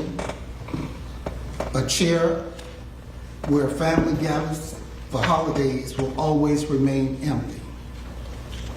The Ambaselli family has been forced into joining a membership that no family should ever want to be a part of. And as a family of mothers of murdered children. As a family, we still cannot get past the fact that Christian was stabbed while you remained on the phone with your mom. You then called downstairs to security, and then your third and final call, which should have been your first call, was to 911. In the meantime, you offered no life-saving measures to try to save Christian's life. To us, that is inhumane. Christian was someone's son, someone's brother, someone's nephew, someone's cousin, someone's friend, and most importantly, he was deeply loved. His life had meaning. He had a future. And his family deserved to grow old with him. He was robbed of all those things while you still have all yours to enjoy. Nothing can bring Christian back. Nothing can erase what happened. And nothing can fill the space that will forevermore be left empty. We will carry Christian's memory, his love, and his legacy with us for the rest of our lives. I thank the court for giving us, as a family, the opportunity to be heard and to let this be a part of the record. But lastly, through it all, we never even received an apology and an acknowledgement for the loss that changed our lives forever. So Courtney Clenny will go to prison, but she will be able to go on with her life someday. And it sounds like something might be in the works where she can make some money when she gets out. Oh, wow. Yeah, because she already said something. Of course, people probably reached out to her knowing that she was going to get out of jail soon. And it was like, hey, we could tell your story. So that's why they came up with that. Because I was wondering, why would they preempt that about her making money? They must have heard through the grapevine, or they must have seen reports that she's set to make a big payday of OnlyFans model killing her boyfriend. That is definitely juicy in the gossip world of salacious drama, right? Whether it be a movie or a TV show or a story or even a podcast series, whatever. So, yeah. Cases generally are resolved by way of plea prior to trial. This was no different than any other case. The most important thing is that the family wanted someone to accept responsibility, and the family saw that today. She is a convicted felon for the rest of her life. She will be, when she gets out of prison, she will be on 5 years probation. The crime for which she pled guilty to and was convicted as a felon, if she violates probation, carries a 30-year prison sentence. And so therefore, no amount of time was going to bring Kristen back. The family was aware of that. But at least this gives them an opportunity to try to bring closure to a very traumatic, life-changing experience. No family should ever have to go through what the Ambaselli had to go to. And they learned of his death through a telephone call, someone from Miami requesting to donate his organs. That's the worst call that anybody should ever have to suffer. Did the family expect to hear from Courtney Clinton today? Did they want to hear from her today? Well, I don't think there's anything that she could say that can change what happened. I think that she should have at least apologized, but even her apology would not have removed what she did April of 2022. If she doesn't violate her probation, though, she's out in 2 years. Is that hard to accept? It is the reality of the criminal justice system. The criminal justice system, when you're dealing with pleas, is give and take. She's blowing a kiss at. I represent the family. I don't represent the state attorney's office. Based upon wanting this matter to come to a closure, the family was aware of it and allowed for the resolution to take place as it did today. Is there something? With all of that, and Courtney pleading guilty to manslaughter with a deadly weapon, her lawyer, Frank Prieto, said that Courtney Clenny is a victim of domestic violence. The evidence presented, independent eyewitnesses, medical records, police security reports, expert testimony. We have many experts in this case. This all support, all the experts, all the video, all the evidence supports that, in fact, Miss Clenny, Courtney Clenny, was the victim of domestic violence in this. So why do you take a plea? Why not just go to trial and present that? Since all the evidence is your client's way, why not go to trial and present that? You don't think you would have had an advantage? Domestic violence? Lawyers over here just trying to, I don't know. This case. And the actions she took that night, we stand by them, that she did it to protect her own life. As you heard her state in court today, she took this plea because it's in her best interests. So you heard it right there. Frank Prieto says Courtney is a victim. But pleading guilty is your best interest. If you claim that all the evidence points to your client's self-defense, reasonable doubt would have. You know how hard it is to get a. It wouldn't have been that hard to get, especially where's this, Florida? Come on now, Florida is one of the easiest places to get reasonable doubt. Casey Anthony, many murderers go off in Florida in these high-profile cases on reasonable doubt. I mean, Casey Anthony murdered her baby. She got off. Zimmerman got off. Reasonable doubt. Oh, I fear for my life. Right? So you telling me in Florida, a state that has, if a white woman says she was attacked by a black man and she had to stab him in self-defense, you telling me she wouldn't have had a chance to get off? She definitely would have got off. She definitely would have got off if everything that lawyer said is true, if that's what he's saying. Reasonable doubt would have been easy. Jose Baez would have got her off of first-degree murder. He would have got an acquittal.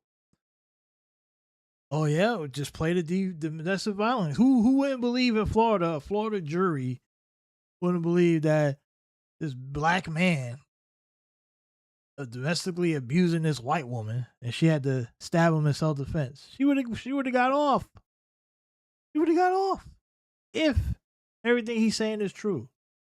In today's climate, best to believe she would have got off in Florida. Best to believe it. She'd have been walking out the door free with no conditions. Yeah, if Casey Anthony got off years ago, in today's climate, this woman would have got off. Because you know the racial dynamics in the country today. Black man bad, criminal, white woman innocent. Right? That's the thing. That's the mindset. And remember, all you gotta do is convince the jury. Reasonable doubt. He must not be confident in his lawyer abilities. I guarantee Jose Baez would have got her off. Any good lawyer would have got her off. If he's saying all that stuff he's saying is true. And he says the 6-year sentence that she received reflects that. And followed by 5 years of probation. So if you think about that, all of the negative press, all of the publicity, all of the people, all the naysayers, saying, Courtney, it was crazy. Look at these videos. This sentence today speaks volumes about the quality of the state's case against Courtney. So if the case was so bad, why didn't you? You should have had it easy. You should have won. You was getting ready to go to trial. My thinking is that the state was probably thinking, well, let's understand the dynamics because, of course, they both had histories of domestic violence on each other. So any good lawyer, if they went up against a lawyer that was about it, like Jose Baez or something like that, yeah, they would have said, shit, we're going to have to make a deal here. But you guys seem like you folded at the last minute, the 11th hour. And let's not miss, yeah, the 6-year sentence is light, but that probation conditions is a motherfucker because if she violates, she could go inside for up to 30 years. Every time she violates, she goes back in for whatever time they give. You know, that's just off a violation. That's not even like on top of if she commits another crime. So yeah, I mean, that is hanging over her for the rest of her life. Right? She's 30 now. She'll be out of jail probably in another year, a year and a half, depending on how well she's done since she's been inside. So she'll be about 31, 32-ish. And she's still facing that up to 30 years. So every time she violates, I don't know how many years you get every time you violate. I don't know the stipulation with that, but you probably go to jail for a certain amount of time for each violation. And at some point, they probably say, okay, you're going to serve the whole time. And she has to do everything, mental health, substance abuse, every single detail. She might not even be able to make money because if she tries to capitalize off of his death, she's going to be sued for that. They're going to take their money potentially. Yeah, her life is going to be a living inconvenience for the next at least 30 years. At least for the next 5 after she gets out. And who knows? What is she going to do? I don't know. She got her GED, I heard her say, so I guess she got that. But what kind of job she's gonna get? She didn't have a job before. She was an OnlyFans girl. So we talking about she was in her mid-20s, so like back in 4 years ago when she committed the murder. So she was like 25, 26. She was an OnlyFans model. She was selling her body. She probably goes back to that potentially, or maybe she gets a job. I don't know. I don't even know if she can do the sex work again if she's on probation. I don't know. Maybe she does cam work. I don't know. I mean, she doesn't really look that appealing now compared to her arrest photo. So she seems she put on some weight, but there's a market for everything. You know, former inmate, a prisoner. Could do the podcast rounds potentially. So, and look at her photo here when she's like at the courtroom getting sentenced, right? You see the photo. Now this is kind of airbrushed a little bit, but you saw her with the hair and her little eyeliner, all that getting done while she's inside the joint. So she's definitely potentially getting herself. She didn't want to be seen crying because she knew the cameras were rolling. You know, she's definitely marketing herself. Somebody out there is gonna try to scoop her up for whatever reason, for whatever. But this lawyer is crazy. Her guidelines under second-degree murder, her original charge, were well above 20 years. Even her guidelines to a manslaughter are in excess of 10 years, or almost 12. We resolved the case to 6 years. She already has 4 in, and coincidentally, 4 years to the day she was arrested in Hawaii on August 10th of 2022. So think about that. The sentence is 6. She should have done no less than 10 under manslaughter, no less than 20 plus under second-degree murder.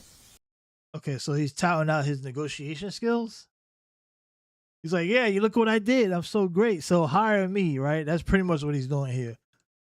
He's indirectly like, hey, man, I'm so good that I got a murder charge down to this reasonable deal. So he's propping himself up for more business, right? But he's doing it indirectly by saying, "Here, this is proof that the case was weak." We know what you're doing, buddy. We know what you're trying to do. We know what you're trying to do here.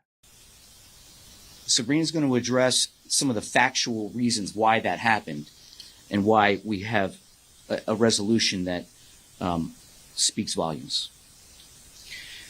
There's been a lot of commentary over the past 4 years.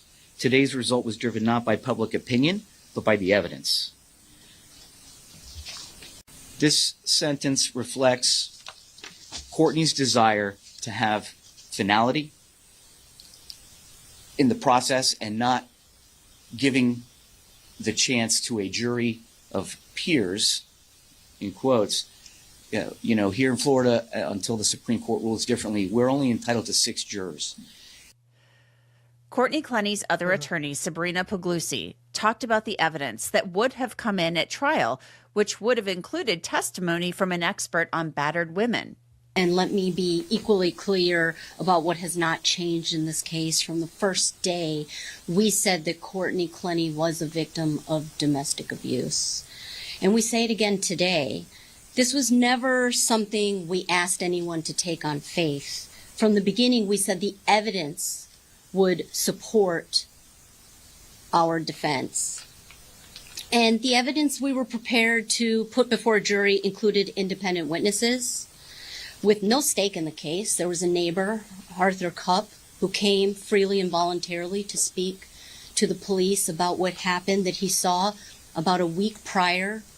He witnessed Courtney repeatedly being hit by Abumseli, and when Abumseli saw that somebody was looking at him from across the way, he closed the shades.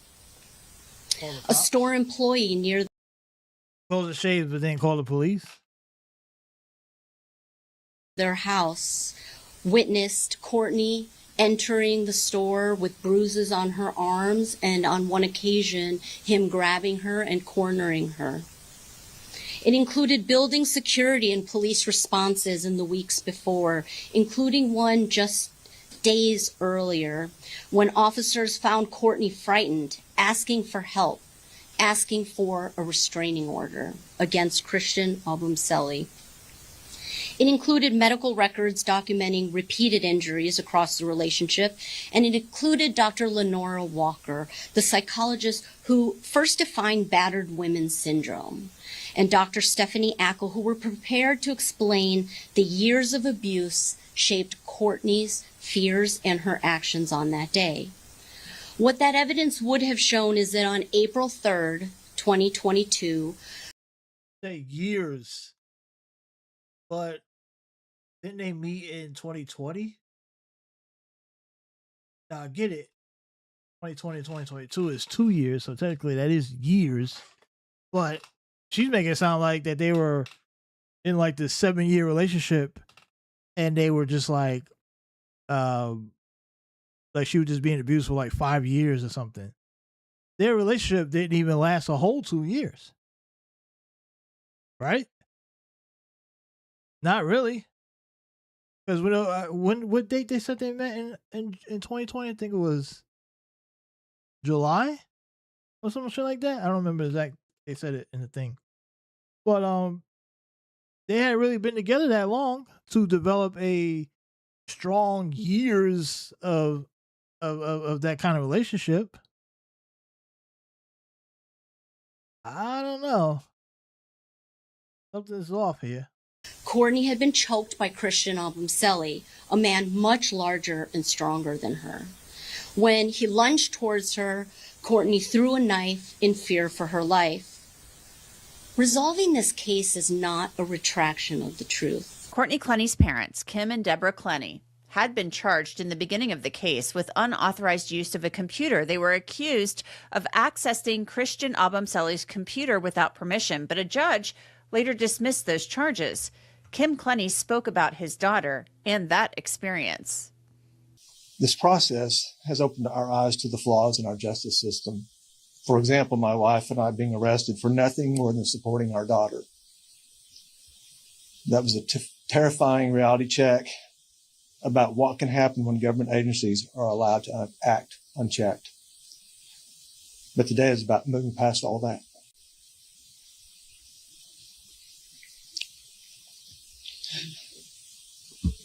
What matters to me now is that for the first time in more than 4 years, there's an end in sight. Courtney has a future ahead of her. As her father, I'm looking forward to that day that she can begin rebuilding her life. Yeah. Okay, we get the gist. Look. Let's see what the comments is. People with drug-related charges get more than this. What a joke. Hope the victim's family has better luck with a civil lawsuit. If Christian did the exact same thing to her, he would have gotten life without parole. Comments are not agreeing with this verdict. Shame on the prosecutors for agreeing to this egregious sentence. Egregious sentence.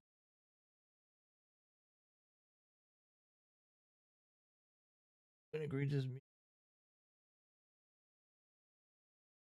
Nobody who kills someone should ever be able to profit from crime. He abused and antagonized that young man beyond.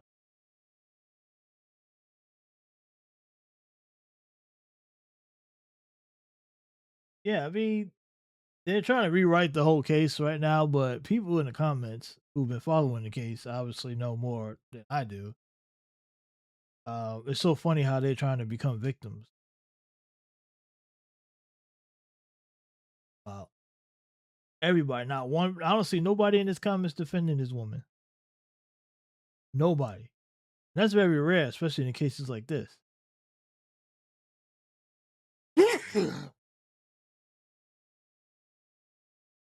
People criticizing the attorney.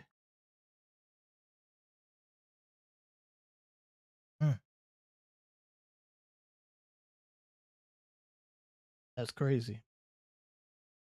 That is wild. All right. Let's move on. We got the final video of the night, and then we're done. We're gonna watch the weeknight. See what they.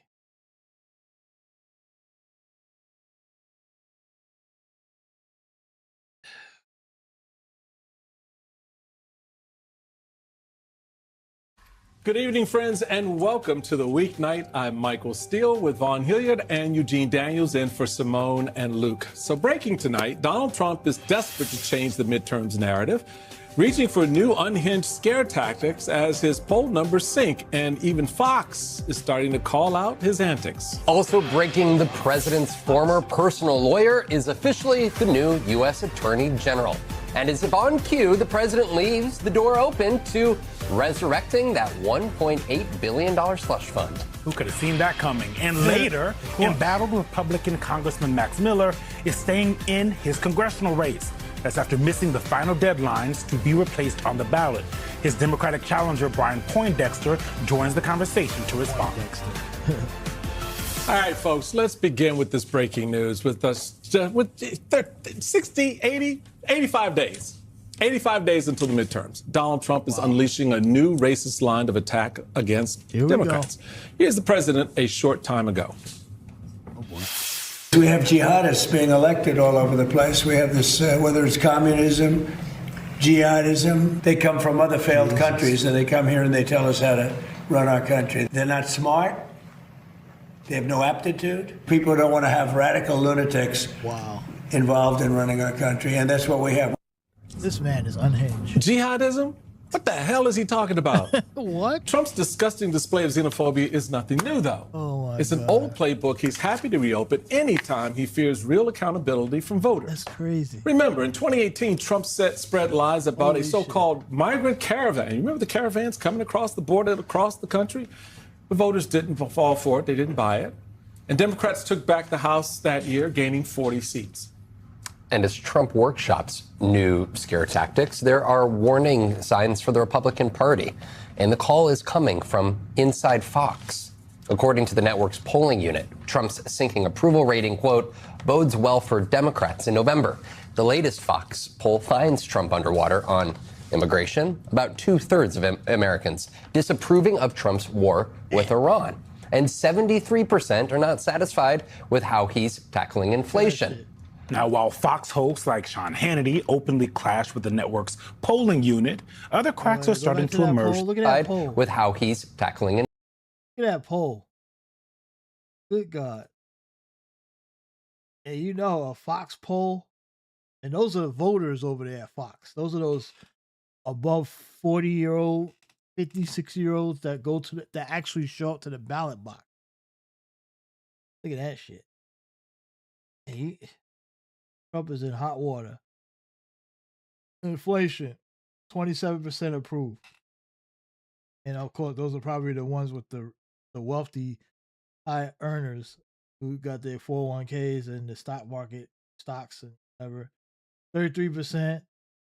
Iran, 34%. Immigration, 42%. All approved. He's in the negatives in every category. So he's going with the jihadists, the racism. That's the only thing that keeps his base active. Unbelievable. inflation. Now, while Fox hosts like Sean Hannity openly clash with the network's polling unit, other cracks are starting to emerge throughout Fox. A growing number of hosts are now pushing back, questioning Trump's war of choice with Iran. And more broadly, let's zoom out. Republicans in Congress are frustrated that Trump is, quote, tone deaf as voters struggle to fill up the tank and put food on the table. Tonight, Ashley Davis and Jason Johnson are with us. Are we turning a corner here? Are we sort of reaching a what they would call a tipping point, where you have in the MAGA-verse, particularly on the media side, a greater consciousness or awareness, probably a sensitivity since they behind was sued over at Fox to some of these narratives that are coming out. How do you see? I mean, Vaughn, you're right there in the mix of the certainly the news piece here every day at the White House. Is there some growing concern? I would think there is, because if I'm the national chairman of the GOP right now, I'm going to the White House and going, okay, fellas, you tell me what we're going to do, because right now I got nothing. The reality is, you have $400 million. Is what you got. You got $400 million. $400 million. 400, but Trump isn't spending that $400 million on the candidates that are running. And what are you spending it on? What is your message? Right. You got to fill 30 seconds of television ad time. And this is the part that I go back to the Biden administration when you were covering those midterm elections. Inflation was high then too, right? Gas prices were high. The price of food was high. But the difference at that point in time was that Democrats, they had just passed the Inflation Reduction Act. They were pointing to specific provisions of that law to make the case that they were trying to address high prices. But also they were fighting on the reproductive rights front, on defending elections in the democratic institutions, on gun control reform, on immigration. They had other messaging. And that was part of what we heard from voters time and again, was galvanizing them around Democrats, and one of which actually gained seats. And so, but the issue is this time around, Republicans and Donald Trump aren't offering them much of an alternative. You know what else they didn't do? They did not go out and lie to the American people. Now, they spun a little bit. The politicians like to spin. Is he talking about 2020 into 2022?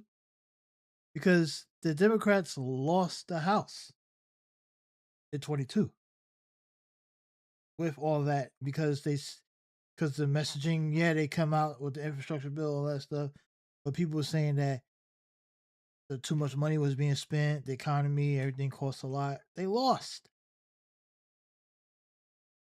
What are you talking about? They fucking lost. Pelosi essentially was retired. Right. They would tell us that it was transitory, the inflation was going to be transitory. It was going somewhere. But you heard when Joe Biden would talk, he would also say, like, I hear you. I feel your pain. That was something that they did over and over. I hear Ashley over there. We're going to get to you. I swear. My mouth is ready to talk. but I was right there. And over they did try to convince people that it was better. But if Donald Trump should have learned anything from Joe Biden, it's that you can't convince people. Even when the macroeconomics are on on your side that something isn't happening to their pockets. People know how much money they're spending every week. Yeah. Ashley, go No, ahead. I do agree with that 100%. But I want to go back to the rhetoric because I think that this is a problem on both sides, whether it's anti-Semitic, Islamophobic. I mean, and I think it needs to stop. Yeah. And I think it's something that's very scary that is happening around the country on both sides.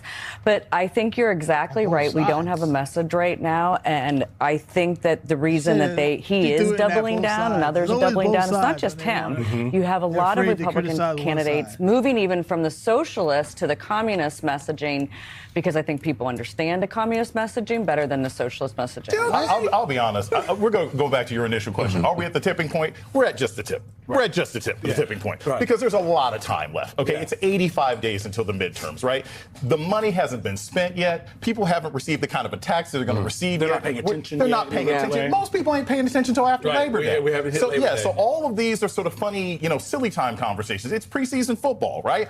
People are going to start caring once you start heading further into the school season, where it's like, hey, this is how much it pays for me to get my kids clothes for school this fall. This is how much the gas is costing because I'm going back to work and kids are heading back to campus and everything else like that. That's when it's really going to matter. The biggest problem that the Republicans face, it ain't money. I don't really necessarily think it's messaging. It's inconsistency, right? Because if I'm a Republican and I'm running in Ohio, I have an Ohio-based message. It's a good message. It's worked. It's got me there. But then every other day, I'm blared out by the President of the United States who says something crazy. Right. The issue is not that Republicans don't know how to run locally. It's that they can't shut their boss up, and their boss is louder than anything they can say on local news. Well, Chairman, Donald Trump does have a message. It is the Save America Act. It is changing the ways in which people can vote in this country. It is in changing the field instead of playing a different play.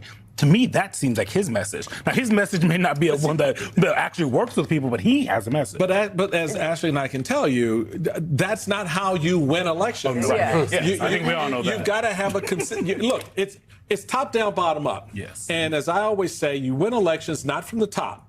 You win it from the bottom. And so the top has to understand the messaging at the bottom. Yes. What are people saying on the ground? Like to your point, in Ohio or Maryland or Wisconsin, it's a different conversation. And the top voters are doing just fine because the stock market is just fine. It's the bottom voters that are not. And I know you said Joe Biden didn't lie to people besides maybe his health, but I mean, I knew I had to get that.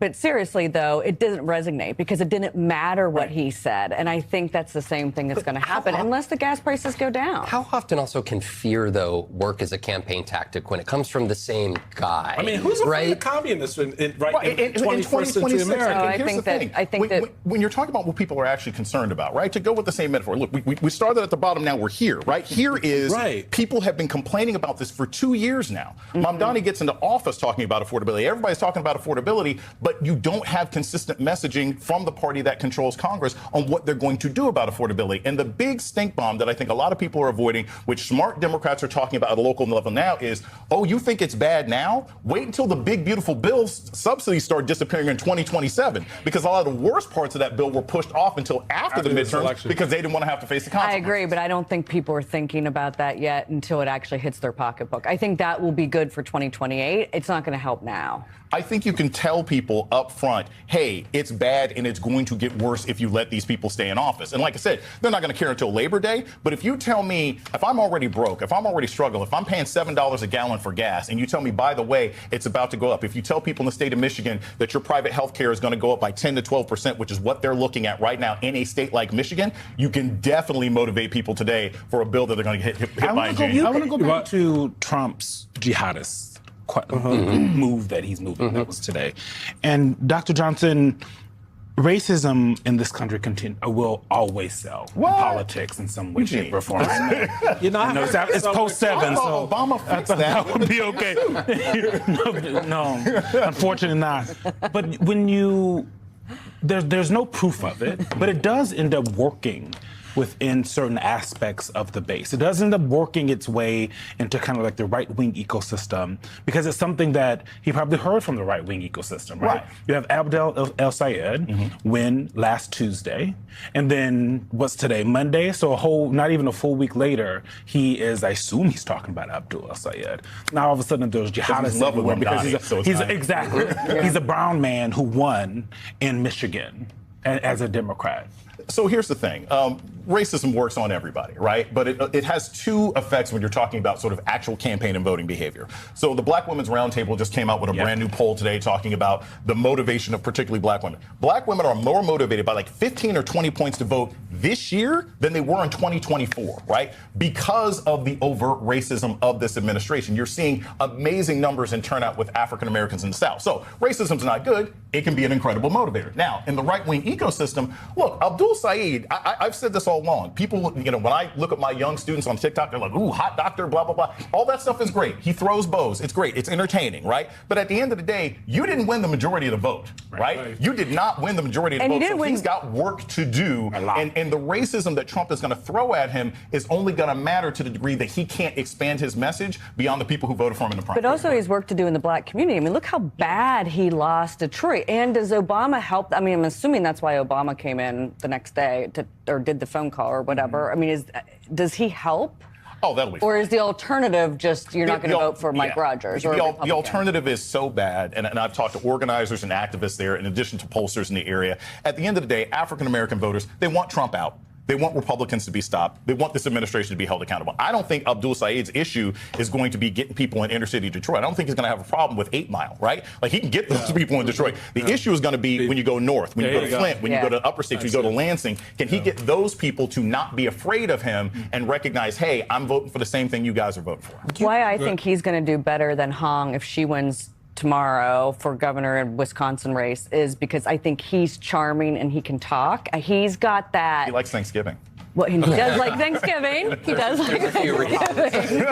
But no, he actually has the charisma that she doesn't have. And at the end of the day, that helps. I mean, you guys were both part of the GOP during the Obama years when, right, there were some depictions of Obama as Joker from the Batman with socialism labeled on them. They were on street poles across the country, right? Socialism for years has galvanized part of the electorate on fears of what an anti-capitalistic America would look like.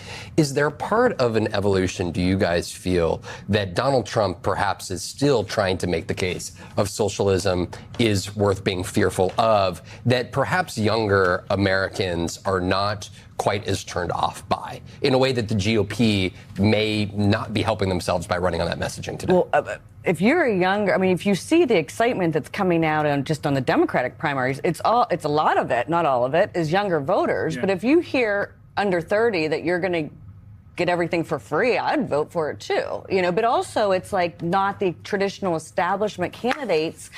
Do they really care about Mitch McConnell or Chuck Schumer that have been around for 50 years plus? No. So this is excitement that the younger generation's coming in.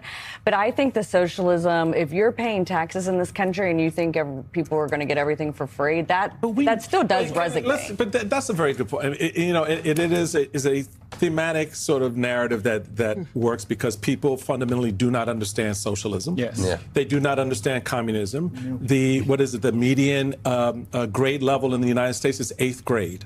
Okay, so that was before TikTok, and that was before TikTok. Is it now 9th? Open the schools. So you know, we're not teaching civics. We're not teaching world history. We're not teaching the fundamentals of how all of this comes together. So these terms from the 30s, 40s, and 50s being thrown out into the ecosystem, y'all know the Farm Bill is socialism. Y'all know that, right? I mean, so when you start talking about socialism, it's socialism for you. It's not socialism when I'm accessing the system and I'm getting that SNAP check and I'm getting that welfare check and I'm getting that free lunch program and I'm getting those things that because I cannot afford it, it's part of a safety net. And I wish we just fundamentally get off our lazy behinds and start understanding how this government uses all of those tools to provide for its citizens. I'm not going to run. When I ran for lieutenant governor, I wasn't running around the state blowing people up because they took help from the state government when they needed it. I mean, because you never know, your behind may be next in line. So that's the fundamental understanding I think that's missing. And also something I think that's really important on the point that you were saying, Ashley, about people not like understanding socialism and the young kids and they want things free. They also are looking at a world in which they feel like capitalism hasn't worked for them. Right. Exactly. You have, you know, all the kids who unemployment, the unemployment is high. Exactly. For everyone that's millennial and under, they're looking at all the things that have happened under capitalism and they're saying, well, that didn't work, so why should I be scared of this other thing that has never happened, and it's probably never happening in this country. And here's the thing. The face of communism was like the big red scare of Gorbachev with the mark on his head, or is Cuba or something else like that. The face of socialism is a guy fixing potholes right now and opening up grocery stores. So the branding of socialism is better today. That's why I think that our party is moving that conversation to communism, not socialism, because communism people can identify with, especially over a certain age, because of Russia. And the older and the former Soviet Union. Older voters do vote, but y'all don't need to be scared. Especially in our party, we got the old. We love it. We got that's our base vote. And guess what? They vote by mail. So here we are. Ashley Davis and Jason Johnson. Love the conversation. Thank you both very, very much. Stay with us, folks, in just a moment. The president's former personal attorney has just been sworn in as the U.S. Attorney General, and Donald Trump is already leaving the door open to, oh no, tell me it ain't so, reviving the controversial slush fund? Oh my. And later, we'll be joined by Brian Poindexter, the Ohio Democrat challenging Republican Congressman Max Miller, who's refusing to drop out of his House race despite facing serious domestic abuse allegations. Folks, it's only happening right here on the weeknight. That's what you're watching. Stay with us. Tonight, Donald Trump's former personal attorney is now officially in charge of the Justice Department. Todd Blanche was sworn in during a closed press ceremony in the Oval Office this afternoon. Trump stood by while Judge Emil Bove, a former controversial DOJ official himself, did the actual swearing in.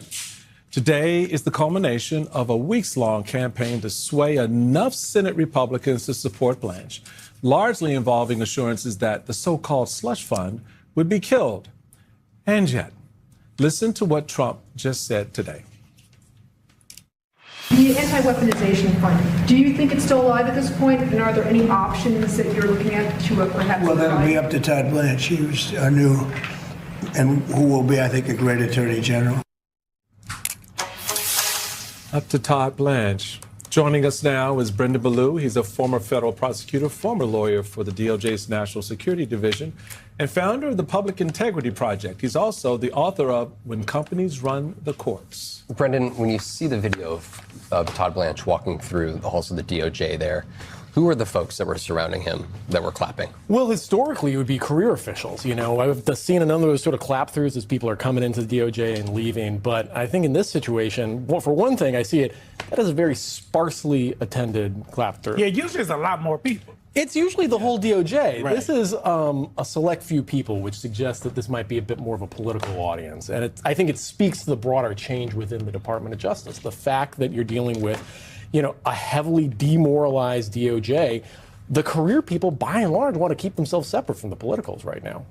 Does anything change now that he's the official AG? You know, the powers are the same, unless you know something I don't know when you're acting or the actual AG.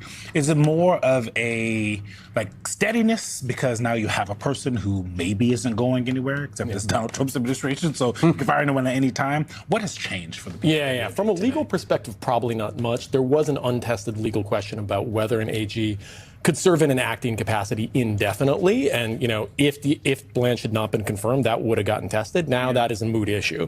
You know, aside from what this says about Senate Republicans and the fact that clearly they are not going to stand up to Donald Trump on any level of the increasing politicization of the Department of Justice, I think practically what it means is actually a little bit positive in that, you know, Cornyn and Tillis did try to extract these concessions about the slush fund, right? And, you know, Todd Blanche was wishy-washy. Did they?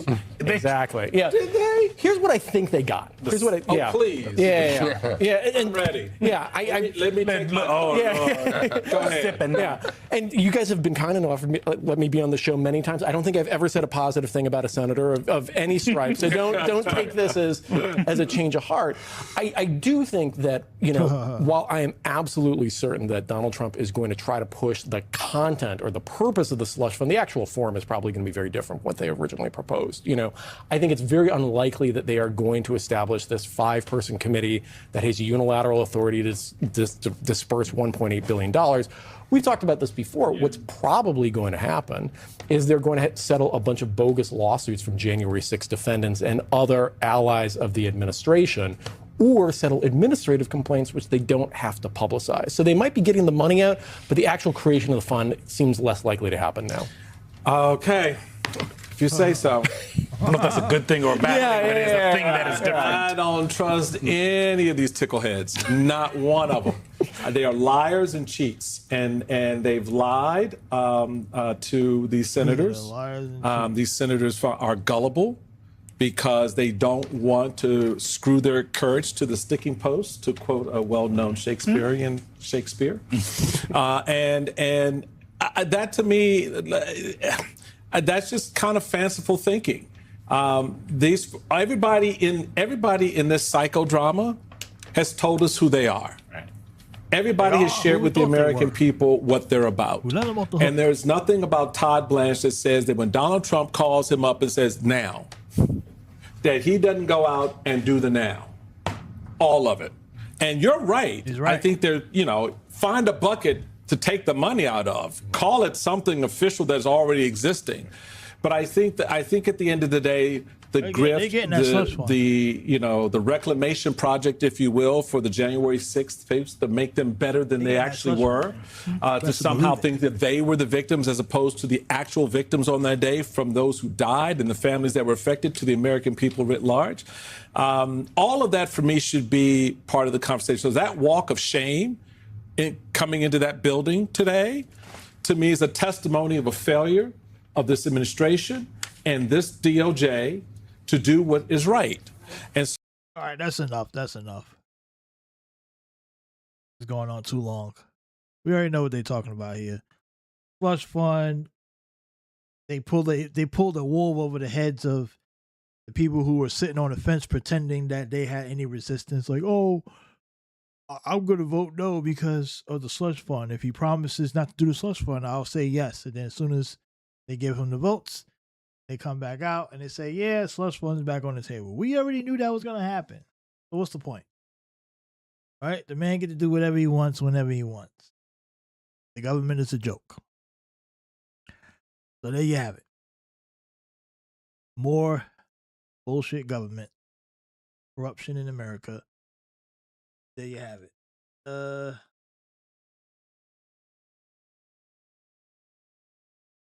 Anything else going on I want to talk about? What's happening on social media? Let me go to social media real quick before we get out of here. Because social media is always wild. Go to my... Let's see what we got here. What these crazies online talking about.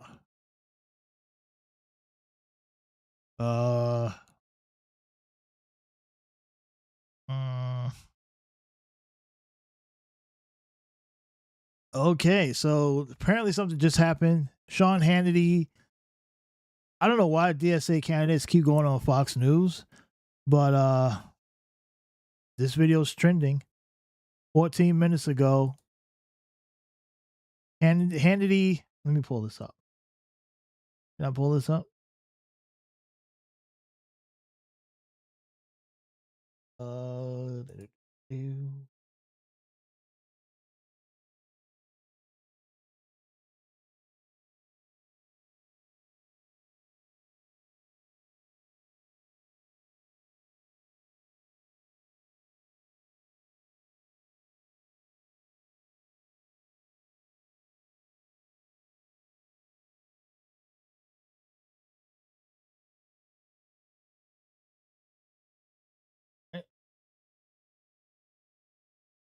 On it. So Hannity apparently went up against a DSA candidate. This is trending right now on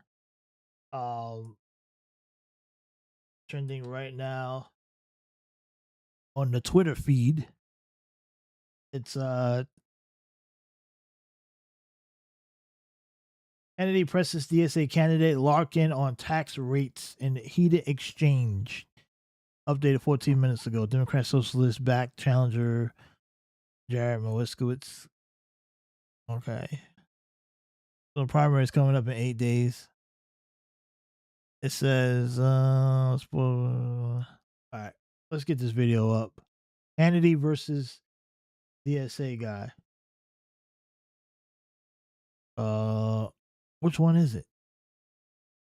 All right, it's this one. All right, let's play this real quick. See what we got.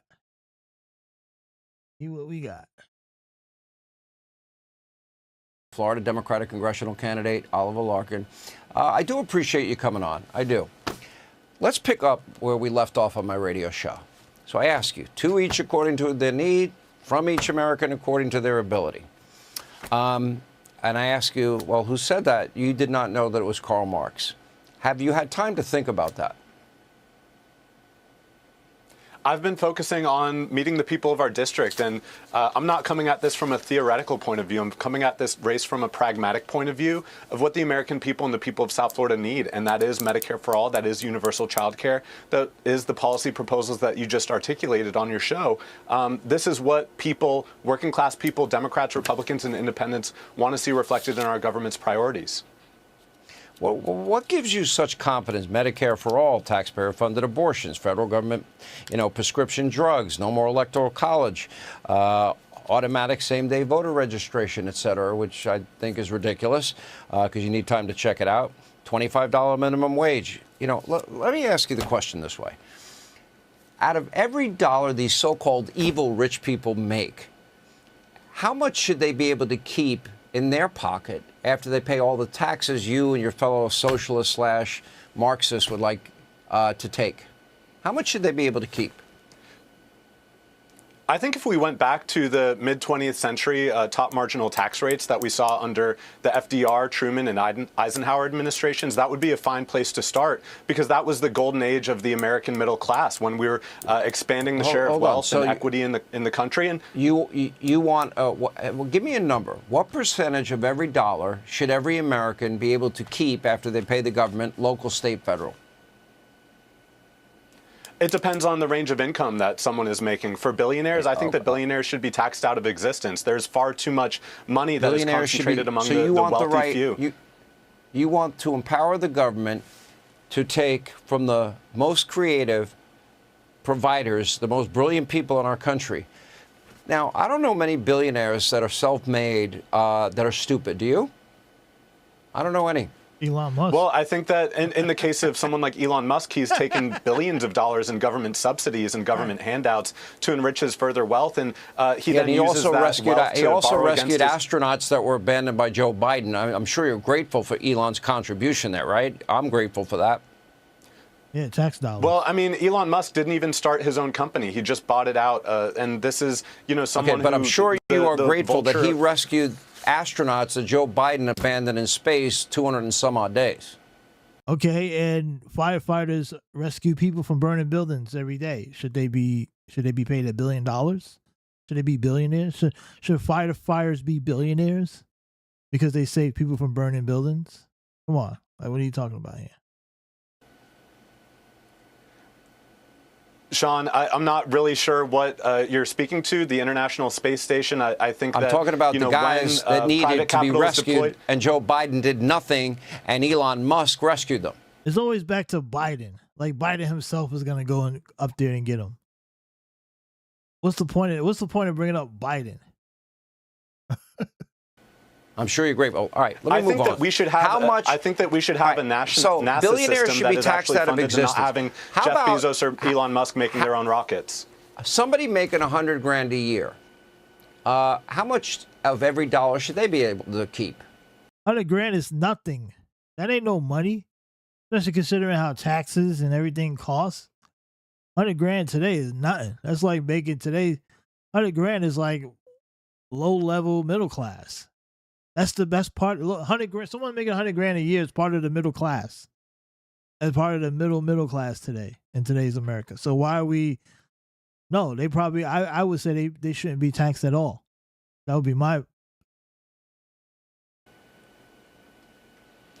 I think that the tax rate Give me a on number. most middle-class Americans and Oliver, Sean, give me a number. It's not that How easy. much out of I know every that dollar nuance should doesn't they be work able to well keep? on cable news, but 100 grand. No, 100 I don't think grand. that we should be. I How don't think that much we should of be every raising dollar should they taxes be able to on keep? It's a middle-class simple Americans. question.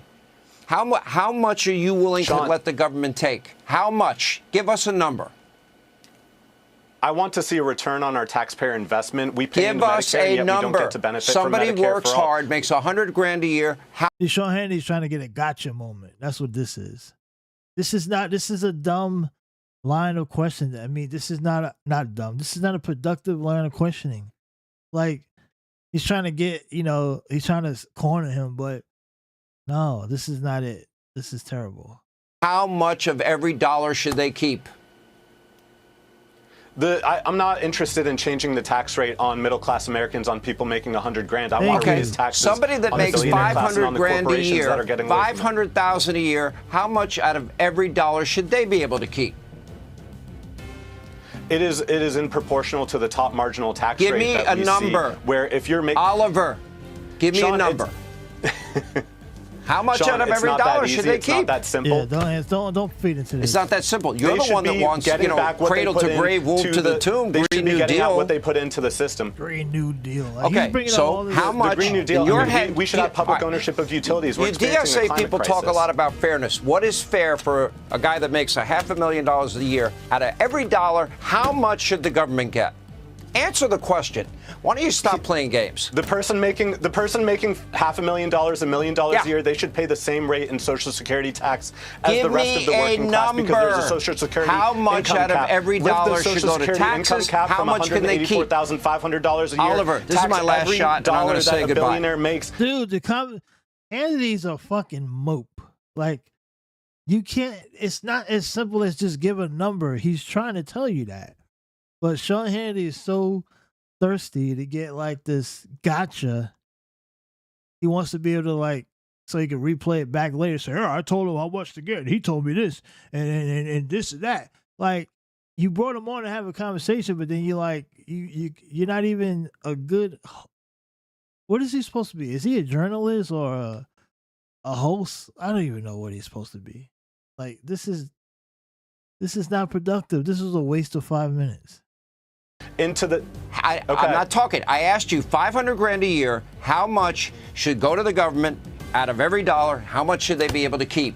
Answer the question. Be honest, for crying out loud. What's fair? They should pay the same Social Security tax rate as working class All right, Americans. goodbye. We need to You're raise the taxable Oliver. income cap on Social Security. What's wrong with that answer? That's a good answer. It's answering the question. He wants him to give a number so he can use it for an ad or some type of gotcha for later. Hannity is a bad faith actor in these situations. And he knew that too. He knew he was going to have him on for a few minutes. He's trying to tie him down. Hannity sucks. He's always sucked. You don't The want to billionaires tell are your not real paying the- opinion because you know you will look stupid. Yeah, you look stupid. Each according to their need, from each according to their ability. That makes you a Marxist. Hannity is a turd. He's a turd. Hannity is a turd. Just give a number. Fucking Hannity. Hannity was trying to tie him down. He couldn't do it. Oh man, what a waste! What a waste that was. All right, what else do we got? Anything else interesting going on? Trump appears to doze off during vaccine policy event. That's trending.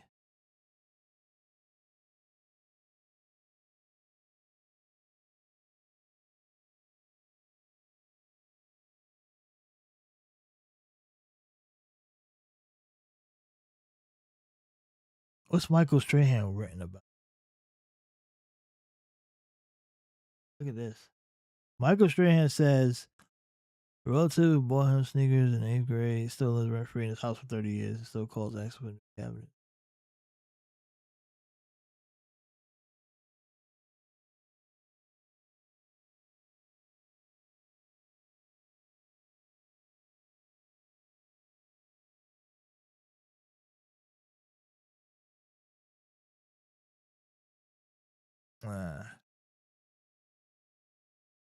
I don't want to watch that. Only quote wonders. Jesus, what the hell is that?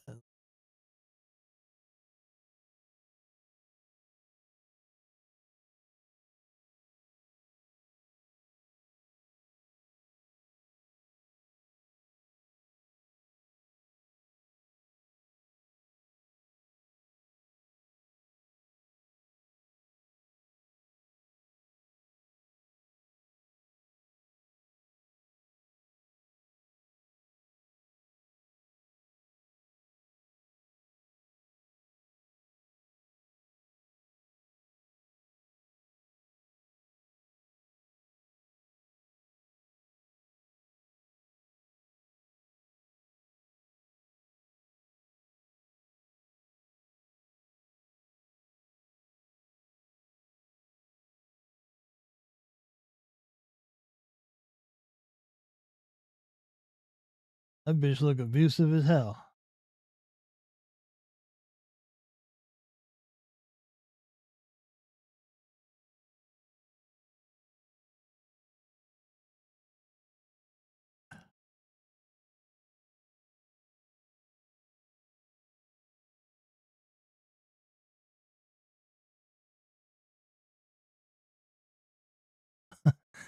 Oh shit.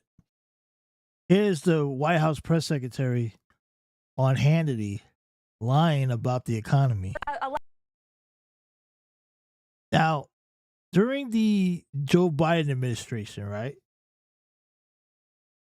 Jen Psaki and Jeanine Pierre, Jean, whatever her name is, Jeanne Claude P.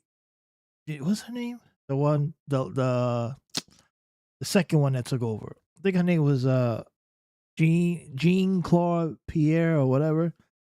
They did a good job lying in place of Biden too, but at many times they definitely were like.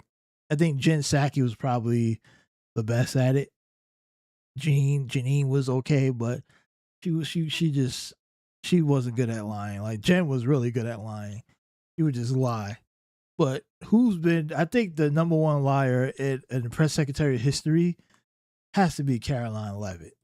I mean, this woman is the top liar of liars. Listen to this.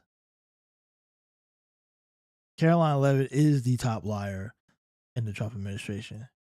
Better than Sarah Huckabee, John Spicer. She's nailed the lies.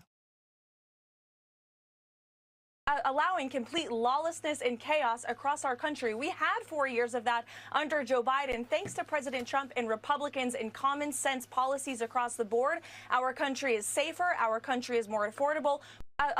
Our country is more affordable. Did you hear that? Our country is more affordable under Donald Trump. And we're in 2026, and they're still running the Joe Biden country is expensive, and they're running the gambit. Now, remember, the Republicans have been in charge of the House since 2022. So they've been in charge for 4 years already. The House controls the purse. Joe Biden, a lot of whatever Joe Biden was doing to try to get us back on track from the COVID happened between 2021 to 2022, right? It was basically like a year and a half or 2 years or whatever that Biden got to do whatever he had to do. He was pretty much stopped at his tracks immediately after the Republicans took back the midterms in the House. Now, with that being said, Joe Biden, right? Think about this. Joe Biden hadn't been able to do none of that stuff afterwards. And they're still blaming the financial stuff on Joe Biden. Right? The Republicans sat on their asses for 2 years and didn't want to do anything to even try to fix the cost of living or even assist with the Democrats because they said, oh, we're just going to hold off and wait until the election and let Trump take over, right? Same thing with immigration. They had the House. They could have easily worked with the Democrats to try to have any immigration reform. They said no because Trump told them not to do it. Wait till I get in office, and then we'll fix it. So, how you can't keep using Joe Biden and the Democrats as the problems with the economy years later when you've had opportunities to do something. You've had the purse since 2022, and you've done nothing. And now you got the White House and the Senate and the Supreme Court. You have all branches of government. You can't keep blaming Joe Biden when you've already been in charge. Like, they just keep, is that going to work? Do people actually fall for that? Like, they think, well, how come things are so bad now? Well, it was because of Joe Biden. Is that still working? Are people this stupid? Are people really falling for this? And she's supposed to be the press secretary. She's getting on TV in 2026 saying that the problems in America right now is going on because of Joe Biden and what he did in 2021. You can't run that gamut. That doesn't work, especially considering that Trump himself was bragging about how the economy was doing well after the election because they thought that he was going to win the election because they saw that he won the election. So that's why things were looking good. That's what he said. He said, yeah, the stock market's up because they think because I won the election. Like, you can't have it both ways. You can't take the credit and then when it goes bad, blame the other guy. Trump is bragging about how great the economy is. So when you telling us how, and in her own sentence, she goes, well, things are inexpensive because of Joe Biden, but we have the greatest economy in the world because of Trump. What? What the hell are you talking about? It's great. When it's great, it's because of Trump. When it's bad, it's because of Biden in 2021. Oh my God. You can't make this shit up. Like, you really can't make it up. And people fall for it. That's the craziest part about it. All right, let's see what else we got. Let me see if I can find one more video.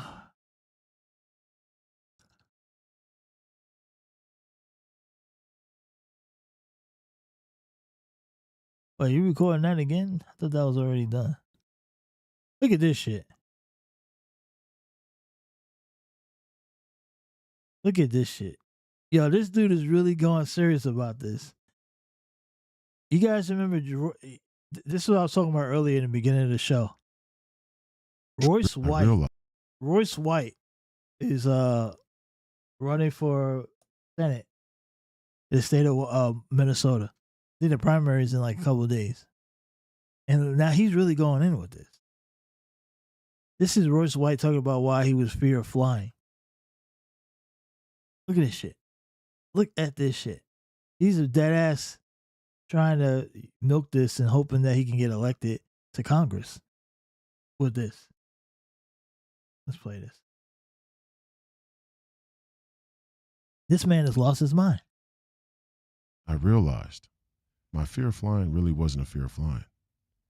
It was the transgender trapped inside of me, caged inside of me. You fucking kidding me? That gave me an aversion to small spaces. I think there are plenty of people out there who have that makes perfect sense. A transgender trapped deep down inside of them, and so they think they're every one of you. claustrophobic. No. Every one of you do. Let's just be. Yeah, they think they're claustrophobic. Not really claustrophobic. It's the transgender that's. This is pathetic. Like, this man is going out so bad. And at one point, you know, there was a respectability with him. Like, after when he would talk about some issues, he talked about the Federal Reserve, and he was on to some things, right? Like, you know, he was always a little wacky, but he had a point, like with the Federal Reserve, and he would talk about some of the issues in the inner cities a little bit, right? It wasn't more like he wasn't on like that degradingness like with Whitlock and Brandon Tatum. He was more really hitting the issue that was much more nuanced than just, black people bad. Because he was bringing a broader picture that he didn't fully fill the picture in, because obviously his audience would never allow him to do that. But he was getting somewhere with it. He was at least having that conversation. But now he's like chasing this type of stuff. Like, what are you doing? Like, now he's going all transphobic and really seeing, oh, this is gonna help me get traction, because he's like 6 on the depth chart for the Senate seat and GOP primary. Like he has no shot. He has no chance of winning that primary. There's like 5 or 6 people ahead of him, but he's really trying to get his self recognition. And I think he realized that, look, I'm not going to win my Senate seat, so at least let me get some traction and get some attention. Right? He's done. Like he's finished. He's only like 30 something years old. He's not an old guy at all. But he's done. He's ran for office a bunch of times. He's lost. He's done. And this is his hurrah of his last attempt at relevance. And it's pretty sad, because I can guarantee you, like, while the right wingers that watch him are laughing at him, they're not even laughing with him. They're like, you're pathetic. Like, they look at him as a joke. He's probably lost respect amongst even some of the hardcore right wingers that did follow him, because he's trying to pull a stunt. This is a stunt. This is a homophobic stunt, a transphobic stunt, mind you, that won't get anywhere. I'd be shocked if he gets like 1% of the vote when he for his election. It's really sad, because he did talk about the mental health thing with athletes, and I thought that was really good. That was something there, right? That was a legitimate topic that he could have really did some work on. He could have really horned in on that and really did some positive. And I think it all tied into his fear of flying. But now he's turning this into a transphobic attack and playing around and being a troll about, declaring for the draft. The man is out to lunch. What are you doing? Wearing a wig, and what are you doing? It's just beneath you at this point. I don't know. But I guess, if he wants to entertain the right wingers and be a mascot for this buffoonery, I guess have at it. But it's not gonna get you anywhere anytime soon. It's really not. It's just sad. It's really sad to watch this man fall. But anyway, we're done here. We are done. We'll be back probably tomorrow. Opinions Unscripted at gmail.com. Send me something you want me to talk about tomorrow, or whenever I come back on. All right? Peace out.